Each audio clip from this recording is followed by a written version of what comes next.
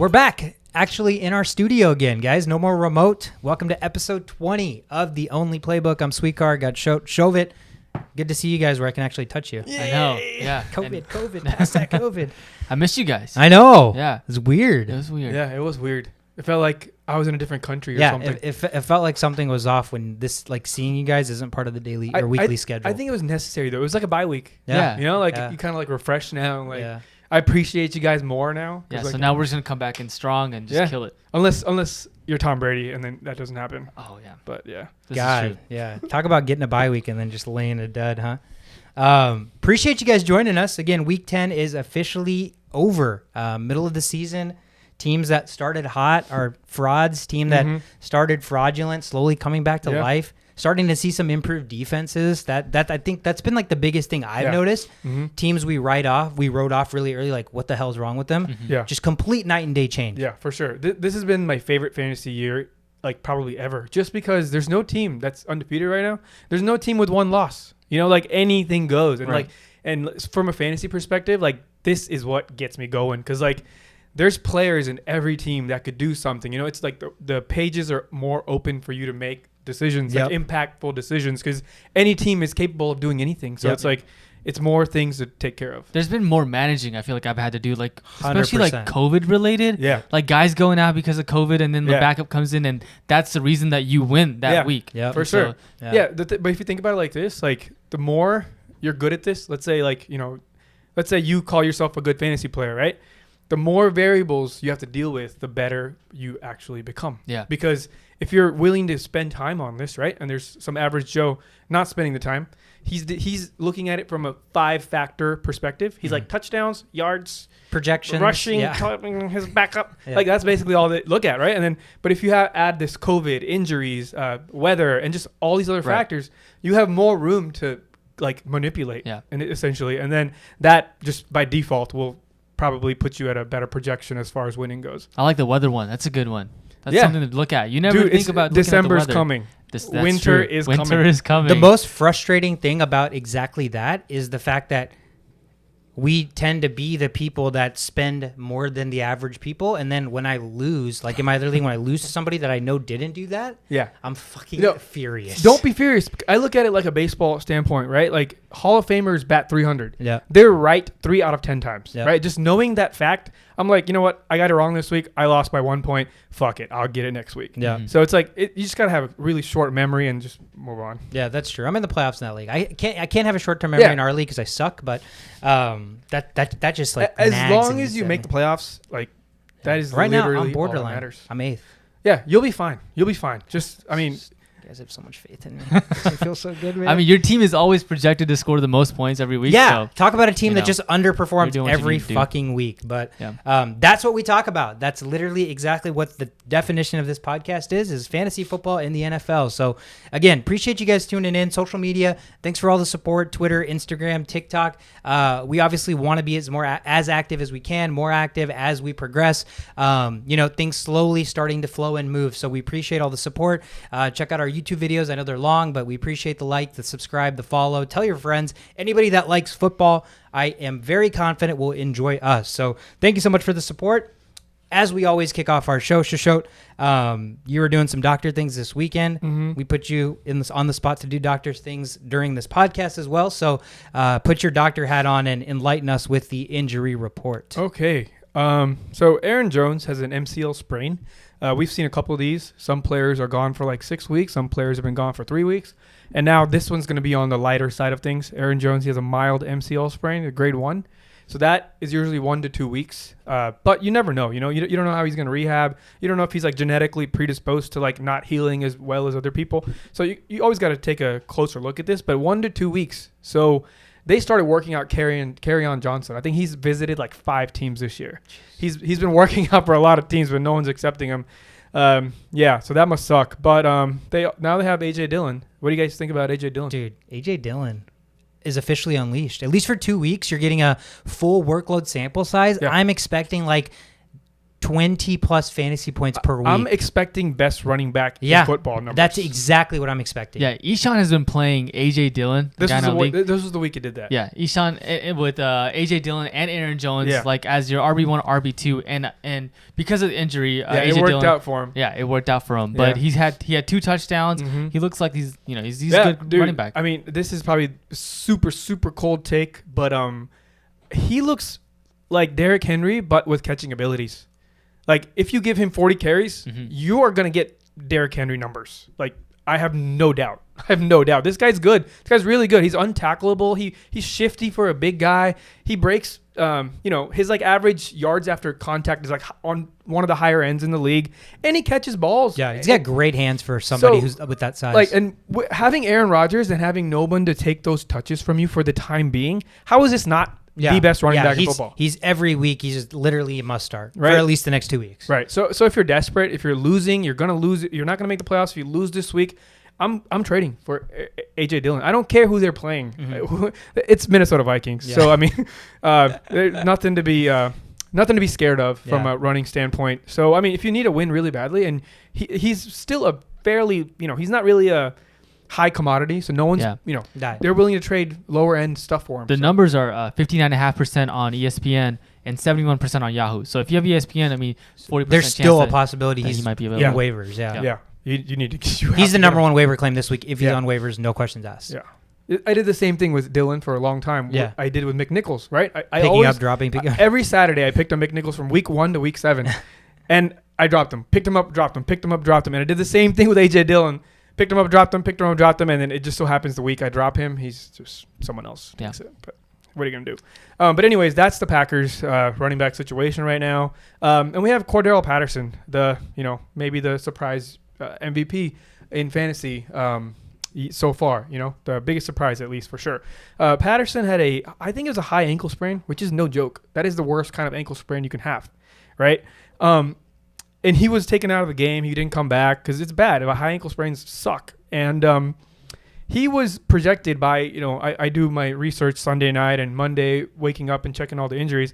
Every single place I looked was like, yeah, this game's Thursday. There's a 0% chance he plays. Like, get your backups ready. Today, he was at practice, limited, but he was there. He was on the field, right? He wasn't on the side like Saquon doing side things. He was on the field. Like, he was limited, but he was on the field, which is insane. I can't, and he's huge. He's a big guy. It's a lot of weight to put on a joint.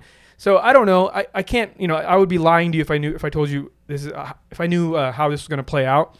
But just the fact that he's out on the practice field, don't take him out of your lineup yet, just because they have nobody. They have Wayne Gallman, who kind of did some stuff, but it was garbage time stuff, And the only thing to consider with him is they play Thursday. Yeah. So they have a really short turnaround. Yeah, but at least it's Thursday and not Monday. Yeah. Right? So you'll know whether you can start him or not that day. Yep. But yeah, so that's a situation you got to keep a close eye on, because if you have Patterson, you've been starting Patterson. So Elijah Mitchell, we didn't know what happened last night, but today we found out he broke a bone in his finger, right? So that's not good, because as a running back, if it's in your carrying hand, you're getting hit. Like, everyone's punching this, hitting this. Mm-hmm. Like, it's going to be pain after pain after pain. And it's a broken bone, so it's no joke. Like, if, either you do surgery or you don't. He's doing surgery. So if he's doing surgery, there's going to be some hardware possibly, and if there's no hardware, they're not going to let him go out on the field to possibly break that further or injure more things. So I don't understand. I know Kyle Shanahan is not a doctor, but he's getting surgery, but we expect him to play. I'm like, what? How? In what world does that make sense? So he had surgery today, right?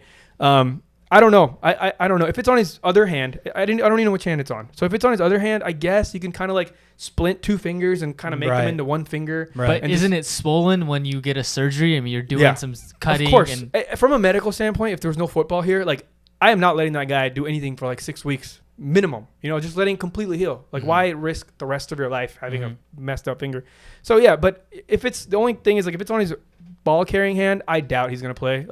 Right now, it's very, very doubtful. Yeah. But just the fact that your head coach is we expect him to play. I'm like, what? Like, have you talked to like anybody about confirming this type of stuff? Do you have medical doctors? Bold takes from these coaches like early in the week with their players. Yeah. Like, I'm like, dude, you're not the doctor. Right. What the hell? What's the confidence coming from? So I don't know, but all I know is he did have surgery today, so that makes it significantly less chance that he will play.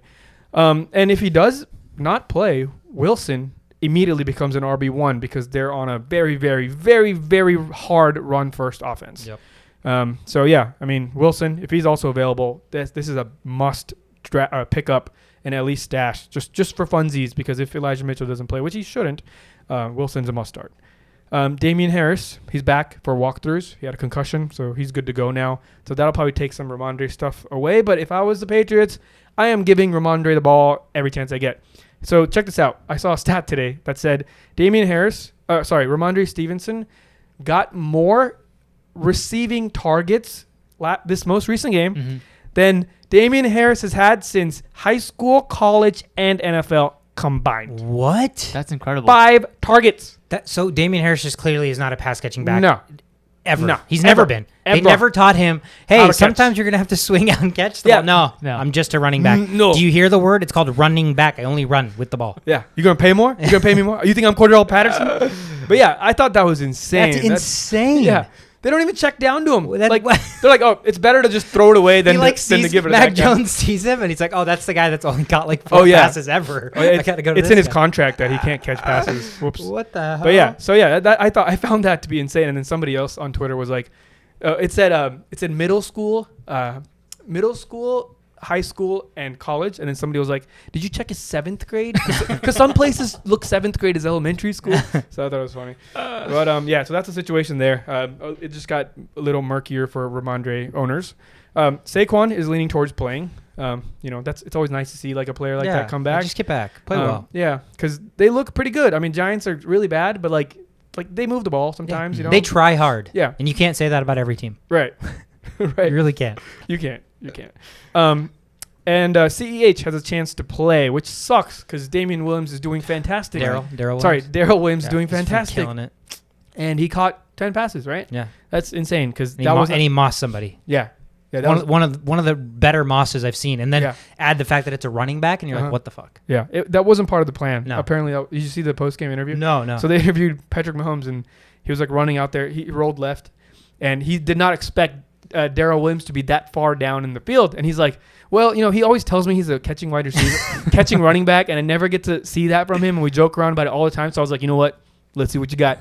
So then he threw it to me, mossed him, and he's like, okay, yeah, I'm not going to have that conversation with him anymore. Dude, don't you think they've seen enough from him that, like, even if Clyde Edwards-Helaire comes back, that you can't not play him? Like, he's pretty good. He's really good. He's just not, like, shifty. Yeah. Right? Yeah. So he's like a downhill runner, and he catches passes. But, like, you can use them both. Yeah. So I expect fully that they would not just go away from Williams because he's one of the big reasons they're winning these games. Mm-hmm. So, yeah, I mean, CH is coming back. That's going to be a little bit of a headache. But if they're smart, they're not going to give him more than, like, 5 carries. Yeah.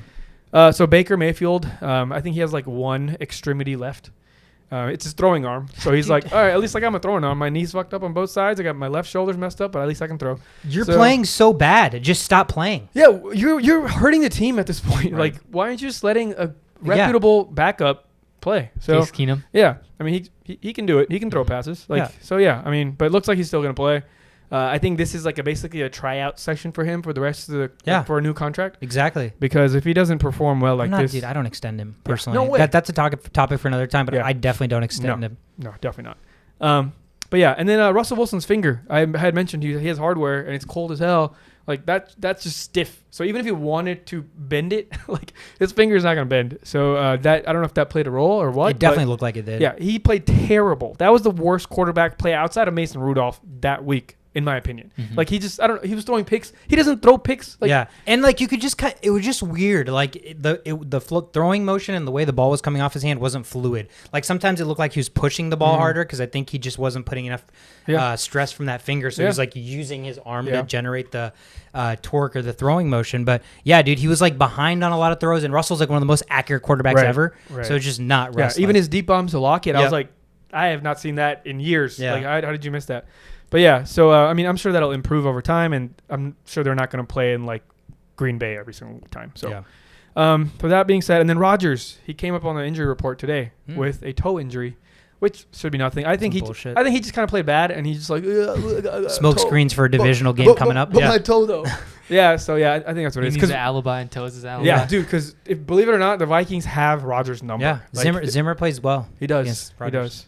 So yeah, that's the injury updates for now, and then the rest will be on Twitter as we get closer to Thursday. As you guys are annoyed with us telling you that many times, all of our injury reports are on Twitter @OnlyPlaybook. So turn your notifications on, give us a follow. Do that as well. I appreciate the injuries.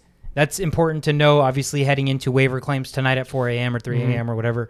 However you're... We will talk about the waivers at the end, right? We're going to give you all the information possible, and then we're going to turn that information into why you should pick up these players. Exactly. Anybody that we don't touch on just in the natural flow of these recaps definitely will be included in waivers. And let's jump right into that. Exactly. The recaps, right? So first game on the board was our Dallas Cowboys, the hometown team here, hosting the Falcons. Falcons coming in with some momentum, right? Are the Falcons finally righting their ship? Are the Cowboys kind of frauds? Like they had that game against Denver? Fuck no, they're not frauds, man. No. Matty Ice is the fraud, a team that literally relies on Cordell Patterson, clearly evident here. He gets hurt. They can't put up a single touchdown. 43-3 Cowboys at home. Cover the 9-point spread easily. The under 55 hits. I mean, yeah, it was literally all Cowboys here, right? There was no letdown spot. Big bounce back game after that shitty performance at home against the Broncos. But it was good. Everything clicked for them. Yeah. The flow of the game just continued to work in their favor. There were a couple times where, like, early on, I don't know if you guys remember, Dak threw that pass that looked like it should have been a pick six, but the guy dropped it. And then, like, immediately three plays later, they threw that touchdown pass to CeeDee Lamb. Yeah. So things worked in their favor early, and then they built that lead, and there was no looking back. Yeah, I mean, when you have momentum, like, even when things go wrong, like, somehow, some way, things will favor you. Kind of like the Rams. When things were just going bad, they just kept getting worse and worse, right? So the Cowboys were on the other end of that. They just kept doing everything the way they're supposed to, and things just worked out. And it also helped that Matt Ryan had his worst game of his career, statistically.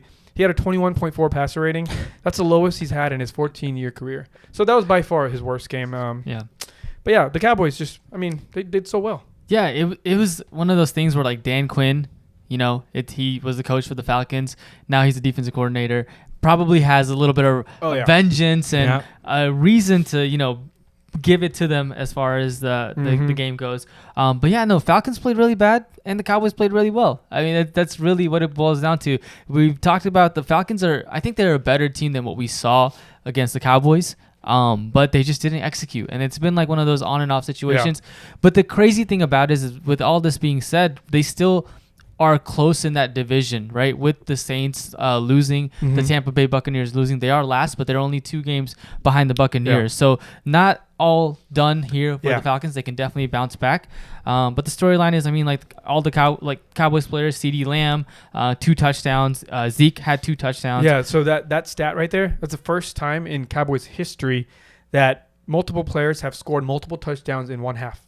Really? Yeah, first time in Cowboys history. That's incredible. So they did all that. Yeah. That was all first half. So this game was absolutely over in the second quarter when the Cowboys put up 29 points. You're right. Like, Pollard still was relevant. They're still splitting the touches with the carries, but Pollard gets a ton of catches and targets in the air now. Dak had a great game. They even brought in Cooper Rush because they were winning. For a whole quarter. Yeah, exactly. Remember when we used to do that with Culpepper back in the day when we used to drop like 40 points? Yeah. There's 0% that doesn't. We don't believe in taking big leads. That's not in our DNA. But the Cowboys certainly do. Again, 43-3. Yeah, there's really not much of a storyline. I mean, it's the same usual suspects, including Trayvon Diggs, another interception. Right. For whatever he is with his inefficiencies, the ball is like magnetic to him. And because he was a receiver prior, if you throw it in an area where it's a jump ball and Trayvon Diggs is there, unless your receiver is like a top tier receiver, I almost think there's a higher chance advantage of him goes to Trayvon Diggs. I agree. I would agree. He targets these balls like he's the receiver, and that's the most dangerous part about him, and that's what I like the most about him, right? A lot of times you play these 50-50 balls, but the cornerbacks are cornerbacks for a reason, and they're going to drop it. Right. They're going to do their stupid cornerback shit. That's why you're not a receiver. But, man, Trayvon Diggs, the way he attacks like the high point of the football, the guy looks like he's the receiver. For sure. And playing in his backyard with Diggs, the other Diggs. Yeah. I mean, it's in his DNA. They were probably just like one switching receiver corner. So I bet Diggs, Stefan's got some cornerback skills. Yeah, I bet too. Probably. I'm sure it does. But yeah, Micah Parsons, another sack, another tackle for loss. Again, the same usual suspects. Great defense, great offense. Falcons, literally nothing. Yeah. One maybe bright star for the Falcons is Wayne Gallman. Maybe he was a leading rusher, 55 rushing yards, and he also had 22 receiving yards. I think that if Cordell Patterson is out, they should use Wayne Gallman. And since Mike Davis hasn't really proved anything in the rushing game. Yeah, Wayne Gallman shows a little bit more upside than Mike Davis. Yeah, I liked watching Wayne Gallman when he played for the Giants too. Yeah. I like watching Mike Davis too, but this is not the same Mike Davis. Although Mike Davis had a higher yards per carry, Wayne Gallman, they just trusted him more. So also they were down. They were down a lot. So maybe they were like, let's see what this Gallman guy's got. But yeah, I mean, it's very unpredictable. But yeah, Wayne Gallman, if you're not like number 1 or number 2 or number 3 in your waivers, and you're not going to get people like Dylan and all these other guys, I wouldn't mind picking up and stashing just for funsies, because see what this Cordell Patterson situation's like. Yep. I mean, a couple of other things to note on the Cowboys, obviously from a fantasy perspective. We knew that the return of Gallup would have some impact somewhere. Yeah. CD still got his, right? So I think it's safe to say that CD's the guy now. Yeah. Amari got 4 for 51. Gallup had 3 for 42. The one guy that, I think took the biggest hit, and then there was a play in the game where they missed him for a wide open touchdown, was Dalton Schultz. Yeah. Just 1 catch for 14 yards, only 2 targets. The other target was he ran like a out and in the end zone, and Dak overthrew him wide open, should have been a touchdown. So not really his fault, but a guy who jumped onto the scene last year and then this year leading up to this week. Yeah, and there's no Jarwin. Yeah. Right? So you would expect this. But, I still would start him over a lot of tight ends. I would too, 100%. Just like this, the Cowboys have this way of just ending games, and then just like, nobody really gets to play. That's why you see Pollard score so much, is because they're just overpowering these teams. And they don't have to keep using Zeke, so they're like, let's just manage his workload, we're up. Right.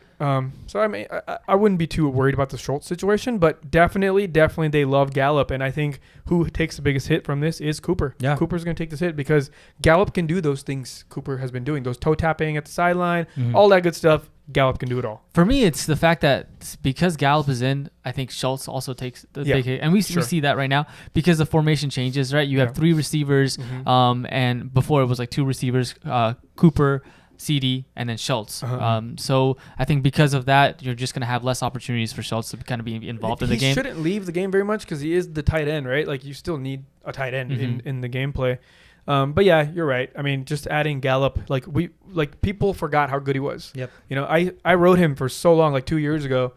He was an everyday starter for me on my fantasy team. He was that good. So yeah, he deserves those targets. And I think it's going to be, let's just say the safest thing to say here, CeeDee Lamb is pretty much the top guy here. CeeDee Lamb is the clear-cut top guy. And so, however you have to manage your fantasy around the rest of those players accordingly, that's going to be something that's of to note. It doesn't get any easier for the Cowboys, though. They're 7-2 now, but they're traveling. They're traveling to Arrowhead next week to take on the Chiefs. That's going to be an insane game. Falcons are going to be at home against the Patriots. The Patriots keep impressing us, so not another easy task for the Falcons if they want to stay alive in the NFC playoff hunt. The Saints were at the Titans this week. Another test for the Titans and another test passed for the Titans. They continue to impress. They win here, 23-21 final. They're now 8-2.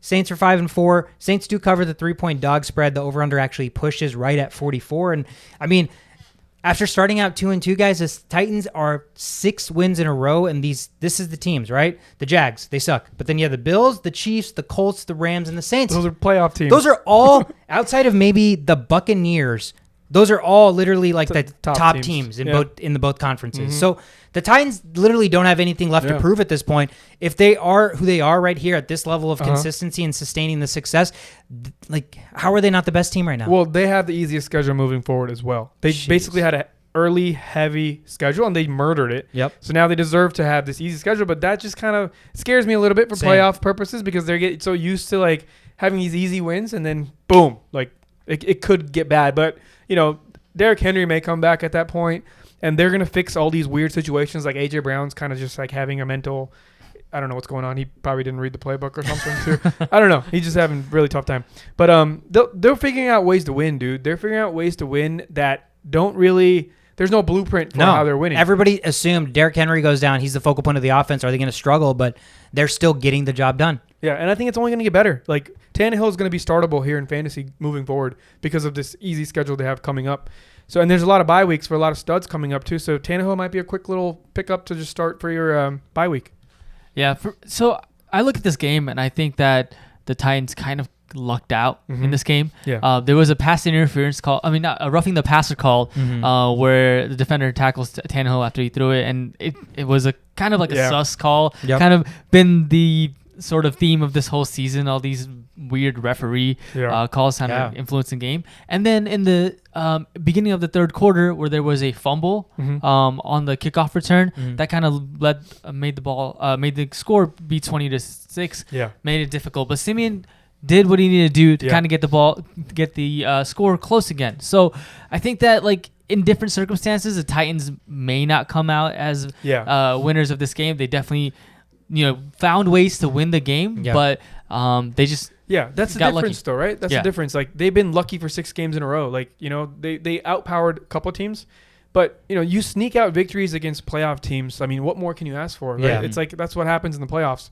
and they're playing with a playoff attitude right now. So it's a little scary because nothing stands out on their stat sheet. Right, nothing stands out, but in the end, they find ways to win. But yeah, you're right. There's a lot of weird sus ref calls, and if it's going in your favor, then good for you. Yeah, but I think absolutely this game there were sus calls, and I feel like it's been across the NFL this season. At least there's been really controversial calls, but can't take away from the fact that the Titans have still strung 6 wins against really, really good teams. Oh yeah, right, for sure. Those last couple of games, I mean, beating the Saints, beating the Chiefs, Bills, the Rams, those are all solid wins. Yeah. This last game, I mean, AJ Brown was double covered most of the time. He wasn't. He got the Marshawn Lattimore, right? He didn't. He didn't get Marshawn Lattimore, but Marshawn Lattimore wasn't even moving with him for most of the game. Right. So he got some shit. It wasn't double coverage like 2 cornerbacks or cornerback and safety. It was more of like a linebacker.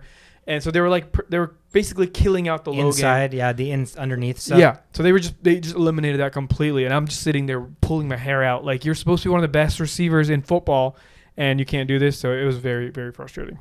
Yeah. I mean, it's tough. Those kind of games are obviously going to happen, but AJ Brown's, when he's at the top of his game, he's about as good as they come. So, right.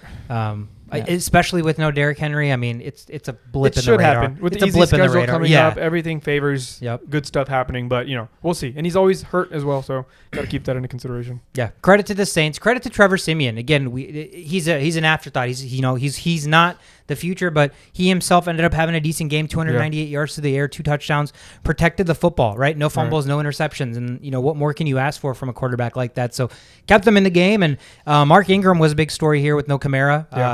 He's back, and, the Saints love Mark Ingram, and he knows the offense, blah, blah, blah. So he naturally got 14 touches, 47 yards, and a touchdown, caught another 4 passes for 61 yards. So he was integral. Integrated? Into the playbook? I don't know what I'm integral in their offense. Like, I don't know what the fuck I'm trying to say. He was an integral part of their offense. Is that a word? I think so. It sounds like it. What the hell's going on with me? But nonetheless, he was important. He was pretty much the only guy that really showed up. The guys that we talked about, their lack of receiving cores, were the benefactors of a couple touchdowns, Traquan Smith and Callaway. But and real quick, we can't leave this game without talking about this. The Saints missed 2 extra points in the game. The difference. And that was literally the difference in the game. Yeah. So, and the second time they did that this year, by the way. Yeah, whoever this Brian Johnson guy is, let me be the first to say, we're 10 weeks into this NFL season, and that is the first time I'm seeing the Saints kicker's name anywhere, and I never have seen Brian Johnson anywhere before. Dude, you have one job as a kicker. Yeah.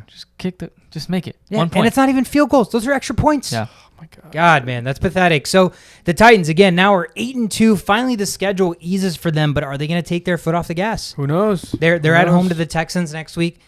Saints are going to travel to Philly to take on the Eagles and that tumultuous team. So should be good week matchups next week. Texans are like, if the Bills can do it, we can too. Oh, dude. Well, I got some bad news for the Texans. The Jaguars were talking about upset here at the Colts this week. They're 2-6. They were traveling to Colts to take on a 4-5 team looking to get back to 500. Colts jumped out early, looked like this was going to be a blowout, easy win, and then they just kind of took their foot off the gas and let the Jags get back into it. But the Colts still win, 23-17 final. Jags were 10.5-point dogs, so they at least covered the spread. Under 48 hits. The biggest thing I saw was first time all year, Jonathan Taylor finally got north of 20 carries. Oh, yeah. 21 touches for the first time all year. And what does he do? Casual 5.5 yards a carry, 116 yards and another touchdown. Yeah, he had a great game. There was a time period where they stopped giving him the ball, and then that's when the Jacksonville Jaguars came back. He had 100 yards in the first half. Yes. And then 16 yards. Why do you stop getting in the second half? I don't understand the logic of teams where you're like, this is something that's been working so well. Yeah. It's almost too well. Let's just not do it anymore. I mean, it was 9 yards on 7 attempts in the second half. So the credits to the Jaguars defense for being able to stop Jonathan Taylor. Yeah. And so it's more of maybe like an adjustment from the Jaguars. Right, but I still refuse to believe that Jonathan Taylor couldn't have been a little bit more productive. But that's exactly what it is, right? When you have a clear-cut best player on your team, whether he's your running back or your receiver, like in times where like, oh shit, a shitty team is coming back on us. Let's get back to what was working, you know? Mm-hmm. And so, I don't know, but either way, the Colts still sneak out the victory. They're 5-5 now. They're back up to 500 after that shitty start. So right back in the thick of things. The Jags are 2-7. It becomes tough for them. I mean, Trevor Lawrence just hasn't really looked much better. Like, I don't know. Are you guys starting to be a little concerned with Trevor Lawrence, or is this too early? I've been concerned, dude, since like week 2. I haven't seen, like, he's improving, but he's improving at such a low rate. He's like barely, like he went 16 for 35 for 162 yards. It's week 10. Yeah. Like, have you not under 50% passer? I mean, passing completion. Right. And he's running a lot more than expected. He's running 5. He had 5 carries for 33 yards.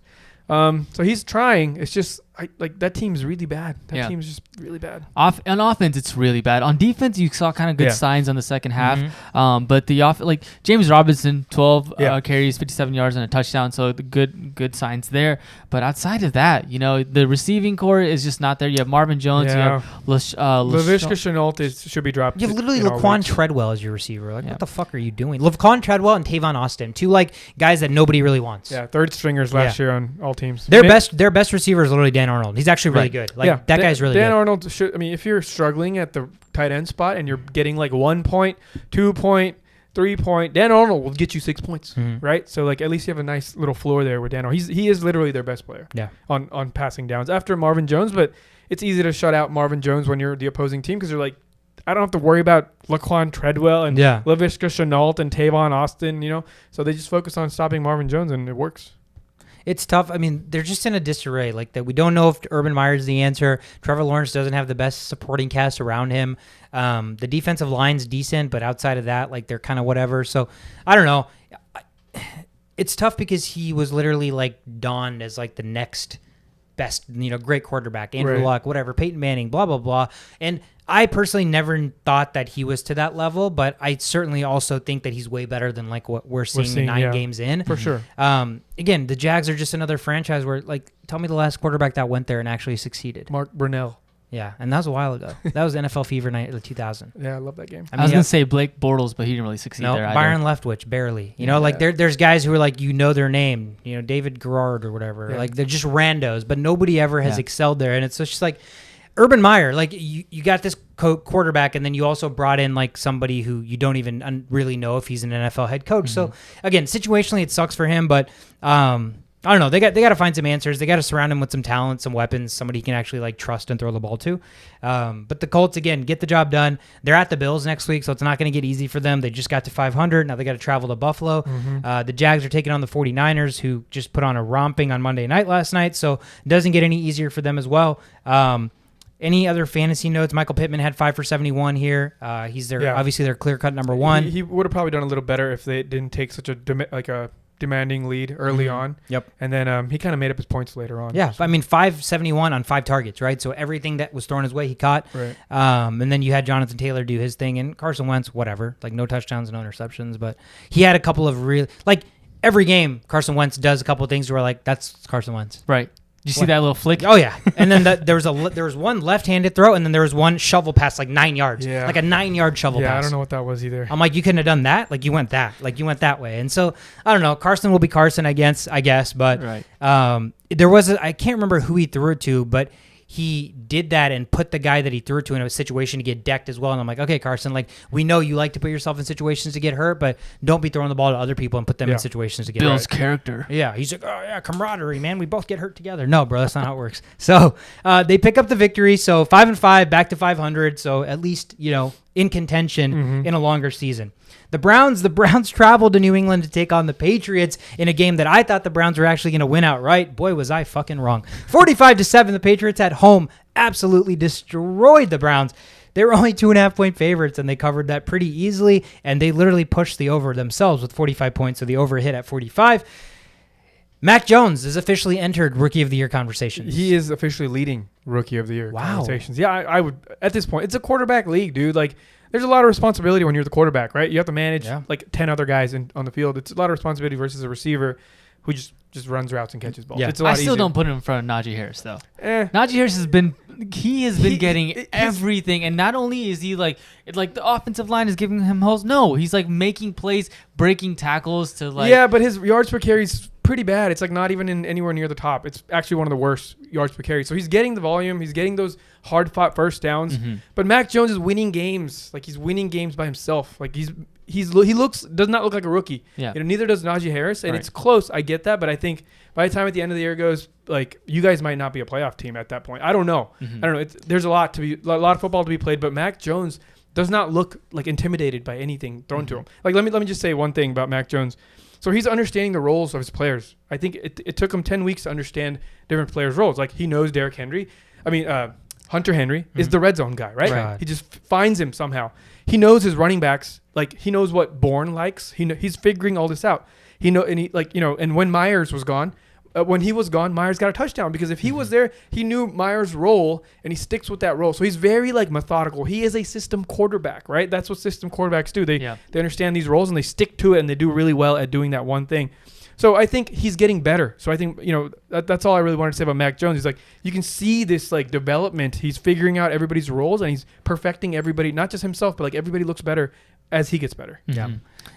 Yeah. I wasn't expecting to see this type of accuracy from him this early, right? Again, coming into this draft, he was, out of all the top tier quarterbacks, he was my biggest question mark because he's not athletic. Like, he's a little bit bigger. Like, he was in a system where you have 5 NFL caliber offensive linemen and like 4 NFL caliber receivers running out and a tight end probably too. And so everything was handed to him where you have 12 seconds to throw. Your guys are getting open because they're better than everybody else.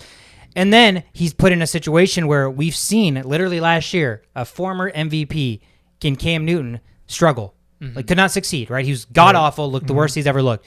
And there's other players like, Brian Hoyers and the backups and like the other people outside of the Tom Brady era that have also struggled. But that's the biggest surprise for me is like he's come in here and taken the role that he's been given, and also like even though he's just asked to manage the game because it's a run-first team and a defensive-oriented team, I feel like he's commanded the huddle now. And, like, when I think of the Patriots, I think of Mac Jones. Right. And, like, I didn't think that would happen. Like, I don't immediately think of Justin Fields when I think of the Bears. I barely even think of Trevor Lawrence when I think of the Jaguars right now. But right now, think of the Patriots. Name me another player that comes off the top of your head besides Mac Jones. Stevenson. Yeah, but that's just recency bias. So, Mac Jones right now is like, yes, it's Bill Belichick, but none of their other players are like, that's the Patriots. That's what I'm saying. Mac Jones is the Patriots right now. Right. So he is the reason they're winning games. Yeah. Right. He's established that everybody has a role. So like nobody has to do more than their role in order for them to win. And he's just found that sweet spot. And it looks like nothing is going to change that, at least for the time being. No, he had the highest passer rating of all quarterbacks with 142.1 this week. So no knock on Mac Jones. I think he's a stellar quarterback and looking like the best in the draft class. So no, for sure he's been doing really well. Outside of Mac Jones, I mean, Stevenson, right? We talked about him. Yep. 20 carries, 100 yards, 2 touchdowns, which, I mean... Average 5 yards a carry. I always like to look at the average yards per carry because like sometimes you get skewed by just the data, but like he's running efficiently and he scored 2 touchdowns. Right. That's a great running back. Caught another 4 passes, even though it was 14 yards. PPR, that helps.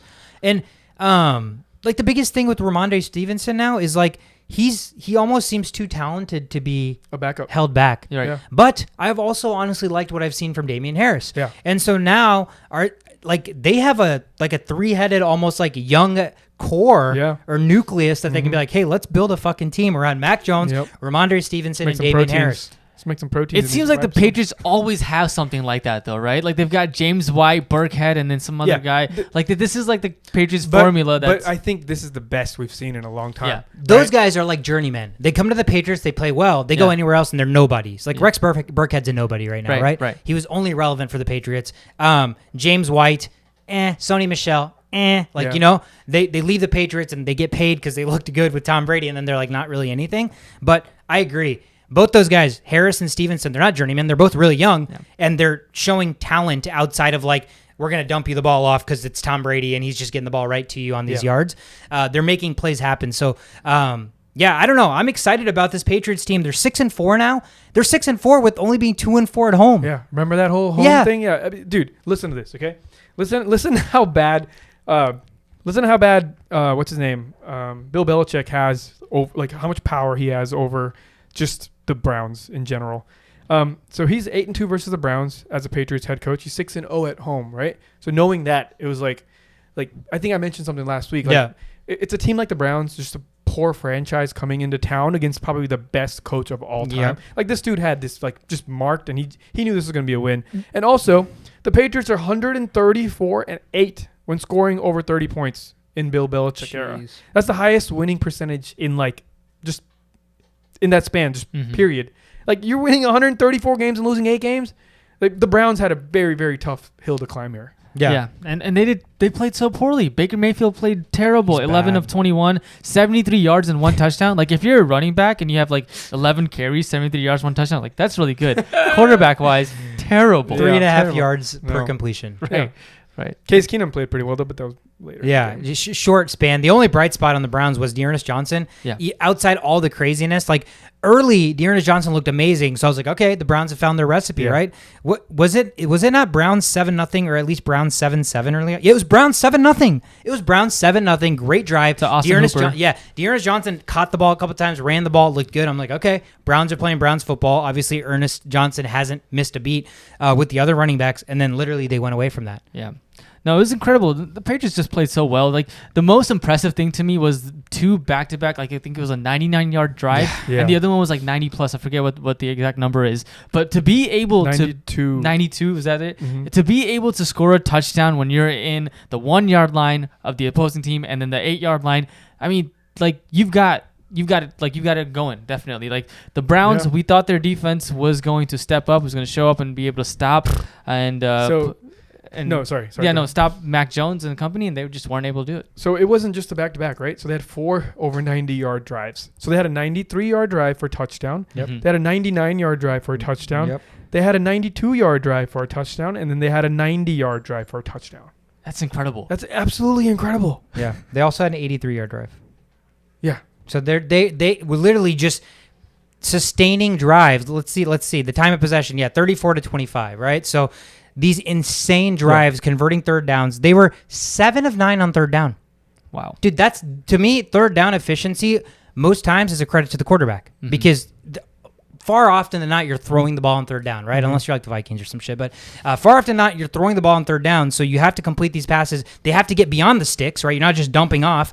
And so that is a credit to Mac Jones for being able to convert 7 of 9. And then you have the Browns on the other side, 1 of 11. So cannot sustain a single drive. Right. Last thing about credit, Jacoby Myers. Oh, yeah. Hell yeah. First touchdown of his career. Popped your touchdown cherry, baby. Right. Breaks the record of longest active games without a touchdown. 39 games. 39th game, I think. Is that what it was? 39th game. And he's been the number 1 guy during that whole time. Yeah. So it's not like he's a nobody that, he's played enough volume that this is a shot. Guy. And he needed Brian Hoyer to do that. That was Brian Hoyer's touchdown pass to him? Wow, Mac Jones didn't even get that? Nope. I wanted Mac Jones to be on that record books. Yeah, remember Mac Jones has his system. He's just I'm excited to see if I'm onto something here. I want to see how these next few games go because every single game so far, it's just the same thing. Everything's the exact same thing. It's not going to be hard for them on Thursday. They got a short week, but they're at the Falcons. Right, with Cordell Patterson, who's hurt. Yeah. So that should be a great game for all the players we just talked about on the Patriots. Browns are going to be versus the Lions. So another bounce back opportunity there for the Browns. And I think we're still, Nick Chubb was on the COVID list, right? That's why he was out. Yeah, he should be back. Yeah, so Chubb should be back there. I don't know. So Browns need to bounce back. They're 5-5. Patriots are now 6-4, man. Slowly but surely, 6-4, doing their thing. The Bills were at the Jets. After that really, really piss poor performance against the Jags. Yeah. Was it going to be another letdown spot? Was Mike White finally correct in thinking that he should have been the number 1 overall pick in 2017? Womp, womp, womp. Absolutely not. The Bills 45-17 pick off Mike White 4 freaking times, right? So, yeah, Mike White. I sat there at 11:45 for 10 minutes looking at Mike White's face on my screen to see if I should start the Bills defense or not. Wow. That would have been one of the worst mistakes I have done But that's some major like gaslighting from Mike White, or like some fake bullshit that we bought. Like everybody probably bought into this Mike White hype. The Jets, with them are a completely different team. Man, fuck that. It was an anomaly. Mike White got put back in his place. The Bills covered 12.5 point spread. The over 48 hits. Again, 4 interceptions, 24 of 44, 251 in the air, no touchdown passes, 4 interceptions, just brutal. Yeah, just a terrible outing for the New York Jets. Had no answer. Just looking at the stat line, like Elijah Moore, 344, 1 yard, 1 touchdown in garbage time. Outside of that, like nobody else. Corey Davis. Michael Carter got a touchdown. And Michael Carter continues to be fantasy relevant. Yeah, when he gets 16 carries, anything's possible. Yeah, and he caught 4 for 43 on 6 targets. Yeah. When are you going to start starting him? I don't know, man. I'm going to start benching Jacobs this week. Yeah, absolutely. Or just get rid of him. Yeah. You want him for Russell Wilson? I do. All right, let's do it. Send it right now. All right, well, after this thing is over. Yep. Wow. We have a trade that's going to go on. Russell Live Wilson on the air. Russell Wilson for Josh God, Jacobs. I hope that finger is good, but I don't want Josh Jacobs ever again. Oh, man. I actually don't want him either. What am I saying? I watched those games and I'm like, dude, why doesn't this guy get more carries? Their run blocking is literally last in the league. They're so bad at run blocking. There's literally no holes. So that trade for you, I mean, that's just a stressful trade because now you have to choose Russell Wilson, not Westbrook, Russell Wilson or Herbert on a weekly basis. Herbert's given me more and more reason to not be starting him. Herbert has the same amount of games under 15 points than over 15 points, right? Yeah. Mm-hmm. So at that point, it's probably a good business decision to be like, you know what, this is 50% success rate. Let me get somebody with a little bit higher success rate. Yeah. But yeah. It's going to be tough. I mean, again, it's not like Russell Wilson showed me anything in the one game back. Like, did they bring him too quickly? Like, is that going to be a lingering issue? But history is definitely on Russell Wilson's side. Right. Like, he's never played bad. That was probably the worst game he's ever played. Yeah. So, but, I mean, we'll see. No, but as far as the Bills go, Stephon Diggs finally best game of the season. 13 receptions. It only took playing against the Jets. Yeah, 1 touchdown. All it took was playing against the Jets. Fake news, Stephon. And then Gabriel Davis. 3 receptions, that's 105 yards. The Bills receivers. Yeah, juggle those receivers. Is that fake news? You can't. 3 catches, come on, bro, and 3 targets. Yeah, just things happen sometimes. Just they didn't need for anything to happen. So you can't look at these statistics on a game where they win 45-17. Yeah. And then you got Mac Breida. Like, okay, so get this about Breida. Okay, he hasn't been active since week 2, but he's been healthy, right? So they were like, okay, well, you're ready to play, but we don't want you to play, right? And all of a sudden he plays this week. And it's a woozy, it's a wazi, it's still a fugazi. Like, I am not trusting this Matt Breida guy. There's going to be some dude out there that's going to see, 16 fantasy points? Let me pick him up. On my team. Pick him up. Yeah, don't do that. 3 carries. Don't do that. It was a 45-17 win. That's why these things happen. And if he scores again, just smile and nod because you made a good decision not to have that on your team. But, yeah, I mean, what are you going to do? Things happen. Like, sometimes Matt Breida scores. Sometimes Gabriel Davis gets 103 yards on 3 targets. You could have started Devin Singletary, Matt Breida, and Zach Moss as your RB1, RB2, and your flex, and they all scored a touchdown. Yeah, they all scored a touchdown this game. So Breida and, dude, you would have got double digits from every single one of them, I think. That's nuts. But, Stephon Diggs, right? Best game of the season for him. Whoop-de-doo. Like, I like Stephon Diggs, but I'm a little salty because I traded him away. But I'm not unhappy about that trade. What was the trade again? I got rid of Stephon Diggs and Khalil Herbert, and I got back Justin Jefferson. Oh yeah, that's a win. Yeah. That's a win. And so, again, best game of the year for Stephon Diggs. 13 targets, 8 for 162 and a touchdown. Josh Allen didn't really have to try. The Jets were just bad. Still threw that interception, but it doesn't really matter. But Josh Allen continues to make throws that I'm just like, man, it's still not as fine tuned as it can be. Yeah. So there's still obviously this room for growth for him. That makes him even scarier once he reaches that pinnacle. Yeah. Because he's still not like Mahomes echelon to me at all, right? I mean, if people think he's Mahomes, I don't think he's. No, he's more athletic than Mahomes. Yeah, but I don't think he's in that same category of quarterbacking at all. So, again, nonetheless, they get the job done. They're taking on the Bills, or they take on the Colts next week. So that's a pretty tough test. Yeah. Jets got to. Whatever. They're taking on the Dolphins, so a chance for both teams to pick up a victory there. But other than that, I mean. Shit, it's just embarrassing for Mike White, to be honest. There's a time and a place to be confident and to even be cocky, right? To even he could have just said, "I should have gone higher." People should have taken me seriously, or the people that overlooked me. I'm gonna have something to say about it. But to go out on a limb after a week, we talked about it, was it a week and a quarter that he's played? A week and 2 quarters? 1 quarter. Yeah. Not even the full quarter. He's played 5 quarters basically of football in the NFL and thinks he should have been the number 1 overall pick in his draft class. I'm like, dude, like stay in your lane, Mike White. Stay in your motherfucking lane. While the Bills are coming into town, like maybe you could have waited. Talk that talk when the Texans are in town, bro, because then you can at least back it up with your performance. But that was just embarrassing, bro. Like I feel bad, and I feel like this is gonna hurt his psyche mentally. Anything that we thought Mike White even had a chance of becoming, I feel like kind of fucked him over. Yeah, and they play the Dolphins next, so maybe he'll get his mojo back or whatever you're gonna call it. Like I should have been number 2. We'll see who's starting. Yeah. At that moment. So, we'll see. We'll see for the Jets. Again, we knew who the Jets were. The Mike White flash in the pan was kind of fun. See, I use that phrase again, flash in the pan. I still don't get that. It makes no sense. Yeah. Let's Google that in a little bit after this podcast. Okay. After the podcast. Okay. But the Lions, the next game on the board. Holy shit! The Detroit Lions were at Pittsburgh to take on the Steelers, and the Lions finally did not lose a football game, baby. Dude, I have never seen a Buffalo Wild Wing so happy with not winning the game. Oh, you were in Detroit? Yeah. Oh, wow. Literally experiencing that in Detroit. That's awesome. Yeah. The Lions don't lose, but they also don't win. Overtime game against Pittsburgh in the shittiest of shitty weathers. 16-16 tie final in overtime. Lions cover the 8-point spread and the under 43 hits. By the way, I don't know why we got cute on that alternate line of 31. We could have just taken the under of the game and it would have been easy as shit. It would have been, but it was just so juicy. It was like plus 300. Yeah. And I wanted it so bad. 31 and missed 32. It by 1 point. Yeah. But it was just a nasty, it's just a disgusting game. Terrible game. Yeah, dude, these are the worst, honestly. Like, I'd rather, this is one of the worst situations to play football in. Yeah. It's that little tiny amount of rain and then just super cold. Yeah. And it's just like, ugh. Every hit, every touch just feels uneasy. Feels like people are spitting on you all the time, but I don't know. Yeah, I've never had that, so I don't know what that feels like. All but this I can professional playing experience we have. Terrible. Yeah. No, but there were a lot of fumbles. Like Deontay Johnson fumbles. Yeah. Fryermuth fumbled in overtime. God, that was huge. They were in field goal range. They were in field goal range. It was a long field goal, but they would have kicked a field goal there. I take my chances with the kicker that we have. He's won some games just doing that. And there were mixed field goals on the Lions side too. They could have won the game in overtime, 48-yard field goal. Missed it. I don't know what that was about. That was kind of Blair Walshy on the other side. It wasn't even close. It wasn't. It was like a straight up like a choke job. Yeah. So I mean, and then Mason Rudolph. That guy just needs to go.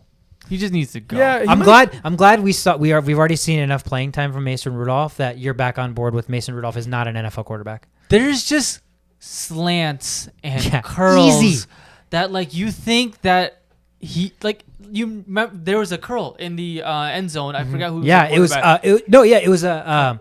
He threw it to McLeod, right? 14. McLeod. He had sat on a curl. Oh, yeah. That's a throw Ben Roethlisberger would make. Yeah, I was like Big Ben easy makes touchdown. That 10 out of 10 times, and he just completely missed it. And he bounced past it. There were some open deep routes going down the left side too. I was like, Big Ben would make that too. And the deep throws to Deontay just weren't competitive at times. Weird throws. Yeah, he didn't even have the football 101 accuracy, like you said, the easy routes, the slants and the curls. You got to put those balls on the money, and he didn't even do that. Just a quarterback that has the size and the build, but doesn't have any of the actual intangibles. He fits the mold, but he's not a good quarterback. Yeah, and we don't have any other options either, right? Dwayne Haskins is get him on the field. He just. I would want to see Dwayne Haskins if Winston can get a start. We have this. The Steelers have this.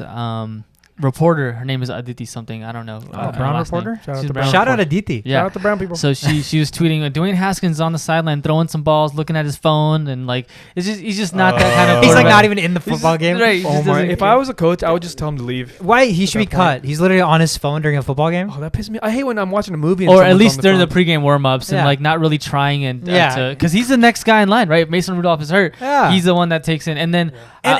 As that guy, knowing that Mason, that Mason Rudolph's not the future, right? I'm sure even Dwayne Haskins has a feeling. So he should be even more excited knowing that, with Mason Rudolph in the game, he has a higher chance of playing. Right. Because Mason Rudolph could suck dick, and they're just all right, we're putting you in. But clearly his head's not in football, so.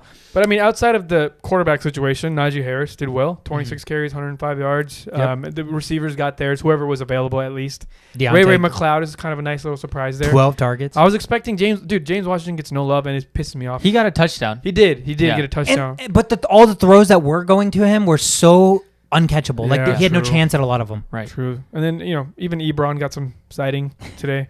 But yeah, I mean, the offense did typical Steelers stuff. I just think if Big Ben was playing, I think they would have probably won this game. If Big Ben was playing and it wasn't raining, we win this game. It's raining for both sides, though. Like, it's raining for the Lions, too. This is true. But, I mean, those clutch, like, Freiermuth can't have a fumble on that play. Dalvin Cook can't fumble at the end of the game either. Fumble. Like, I know, man. The rain has a lot to do with it. Played a big role in this game. Yeah, I mean, yes, you're right. And then the Lions, because the rain was playing such a big factor, they're like, we're just going to run it a bunch. Yeah, right. DeAndre Swift, 33 carries for 130 yards. And I'm like, we talked about Pittsburgh's defense being like this whole bend, don't break defense. Like, they couldn't stop the run. No, they couldn't stop the run, and they haven't been able to stop the run all year, really. If you look at the numbers, we allow a lot of rushing yards to the running back, and so DeAndre Swift just did what any other team has been doing against us. But we make clutch plays, and so and we were able to keep this game competitive. Unfortunately, not come with the W or an L. So. Yeah, it's a weird tie. I mean, TJ Watt still got a sack. Hayward had 2 sacks. Yeah. Terrell Edmonds had another sack. So they sacked Goff 4 times. I mean, he sucked. 14 of 25 for 114. He's thrown 1 touchdown in like 5 weeks now. Yeah, that's fucking horrible. Like that's really, really bad. Did you guys watch the Manning brothers? No, I was on the plane. I was watching the regular. So Phil Mickelson, the golfer, asked, so what's the difference between Goff and Stafford? Like, why did they go with Stafford? And I don't know if Peyton Manning has like this relationship with Goff that he just didn't want to say anything bad about him, but he was trying so hard to shield him and tell Stafford's just a better decision maker, but no knock on Goff. I still think he's great. And I'm like, Goff sucks. Goff. Tell it like it is, Peyton. Like, you're retired. You don't owe anybody anything. Exactly. Yeah, maybe they're friends. Yeah, probably. I think they're friends. He's probably mentored him or something. They play golf together. He mentored him. Yeah. Maybe you should play football together. You want to hear a really funny stat? So when I was living in Nebraska 3 years ago about Jared Goff, me and a buddy were talking about how I never liked Jared Goff even when the Rams were good or whatever. I was like, he sucks. And you know how I know he sucks and how I always had this persona that he sucked? There's a quarterback that started for the Nebraska Huskers by the name of Tanner Lee. He started like 1 year. He was really fucking bad. He was a transfer. He was supposed to be a big deal, but he sucked. Mm-hmm. He apparently went to a Manning. Oh, this is how Goff went to the Manning camp. So he has a relationship with the Mannings. There we go. So at a Manning camp, Jared Goff was there with Tanner Lee. Tanner Lee won the Manning camp by throwing better passes than Jared Goff, and Tanner Lee's god-awful. Like, he's god-awful. He's a Nebraska quarterback. You were like using the transitive property. Yeah, like what Jared Goff this? Sucks. Jared Goff, you suck. I finally understand why you suck. You got outplayed by Tanner Lee at the Manning camp. The biggest stage for quarterbacks. Like, Peyton Manning is there. Right. Should have went to Gruden camp. Yeah. I heard that one's better. Honestly. But, dude, yeah, I don't know what's good for the Lions. I was really curious as to how the post-game locker room went for them. Like, were they celebrating? We didn't lose? Or were they like, man, we were so close? Did you not hear the post-game interview of the coach? I didn't. He sounded like they won the game. Oh. Well, he was like, I'm proud of these guys. Like, you're still proud? Like, you tied? When will you stop being proud and start like enforcing some rules? This is the NFL. Well, it's an improvement to. They didn't lose. They didn't lose. This is the next worst thing after the whole I'm playing to not lose mentality. Yeah. I'm playing to be proud of my players. You can be proud of them and they lose games too, Like, I mean, just like don't you want to feel this sense of winning for a change? And like, don't you want to set the bar high enough that there shouldn't be a way to look back on this season and be like, what are our like good takeaways? We tied a game. Like, there's nothing. You fucking couldn't win a game for like 17 weeks, bro. Like, there's nothing to be proud of.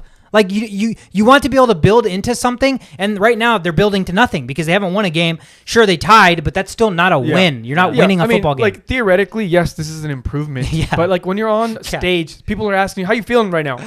Yeah, I wish we won the game. We should have won the game. We should have won the game. But he's like, I'm proud of the way my guys played. I was like, that's a statement somebody says when they win the game. Yeah. Or they like have a back and forth fucking brawl and lose in the last second field goal or some shit, Right. It's a political answer. He just needs a reason to... Crying is not a political answer. To be there, he's riding the high. You said the Detroit fans were all happy. He's happy. Dude, like, keep me here. I will let you... Dude, we won't lose. The day the Vikings fan base or Vikings fans or anybody thinks a tie is like a thing to be proud of. No, like we've hit rock bottom. No, we will never get there because we're the 4th most winningest franchise in NFL history. We have the 4th highest winning percentage. It just doesn't happen in the playoffs. Yeah. This is just regular season. We love regular seasons. Yeah, regular season goats, playoff. But nonetheless, dude, tie game. I know you were nervous. I was nervous for the Steelers. I'm nervous for any team the Lions play the rest of the year because to be the team that they pick up their first victory in sucks. And just knowing that the Vikings still have to play them twice, I'm a little worried. So, I don't know. They're 0-8-1 now. They're at the Browns. I mean, is there a better franchise or a more suited franchise to hand the Lions their first victory than the fucking poop Browns? No, that'd be perfect. That'd be like such a Cleveland Browns thing. Yeah, Thanos would be proud. He'd be like, balance.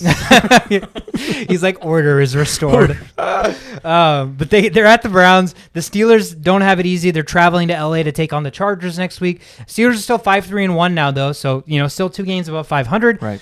Yeah, there's a lot of soul searching that needs to be done in that division. I feel like everybody's kind of going through the same shit right now. Yeah. Everybody started off strong. Yeah.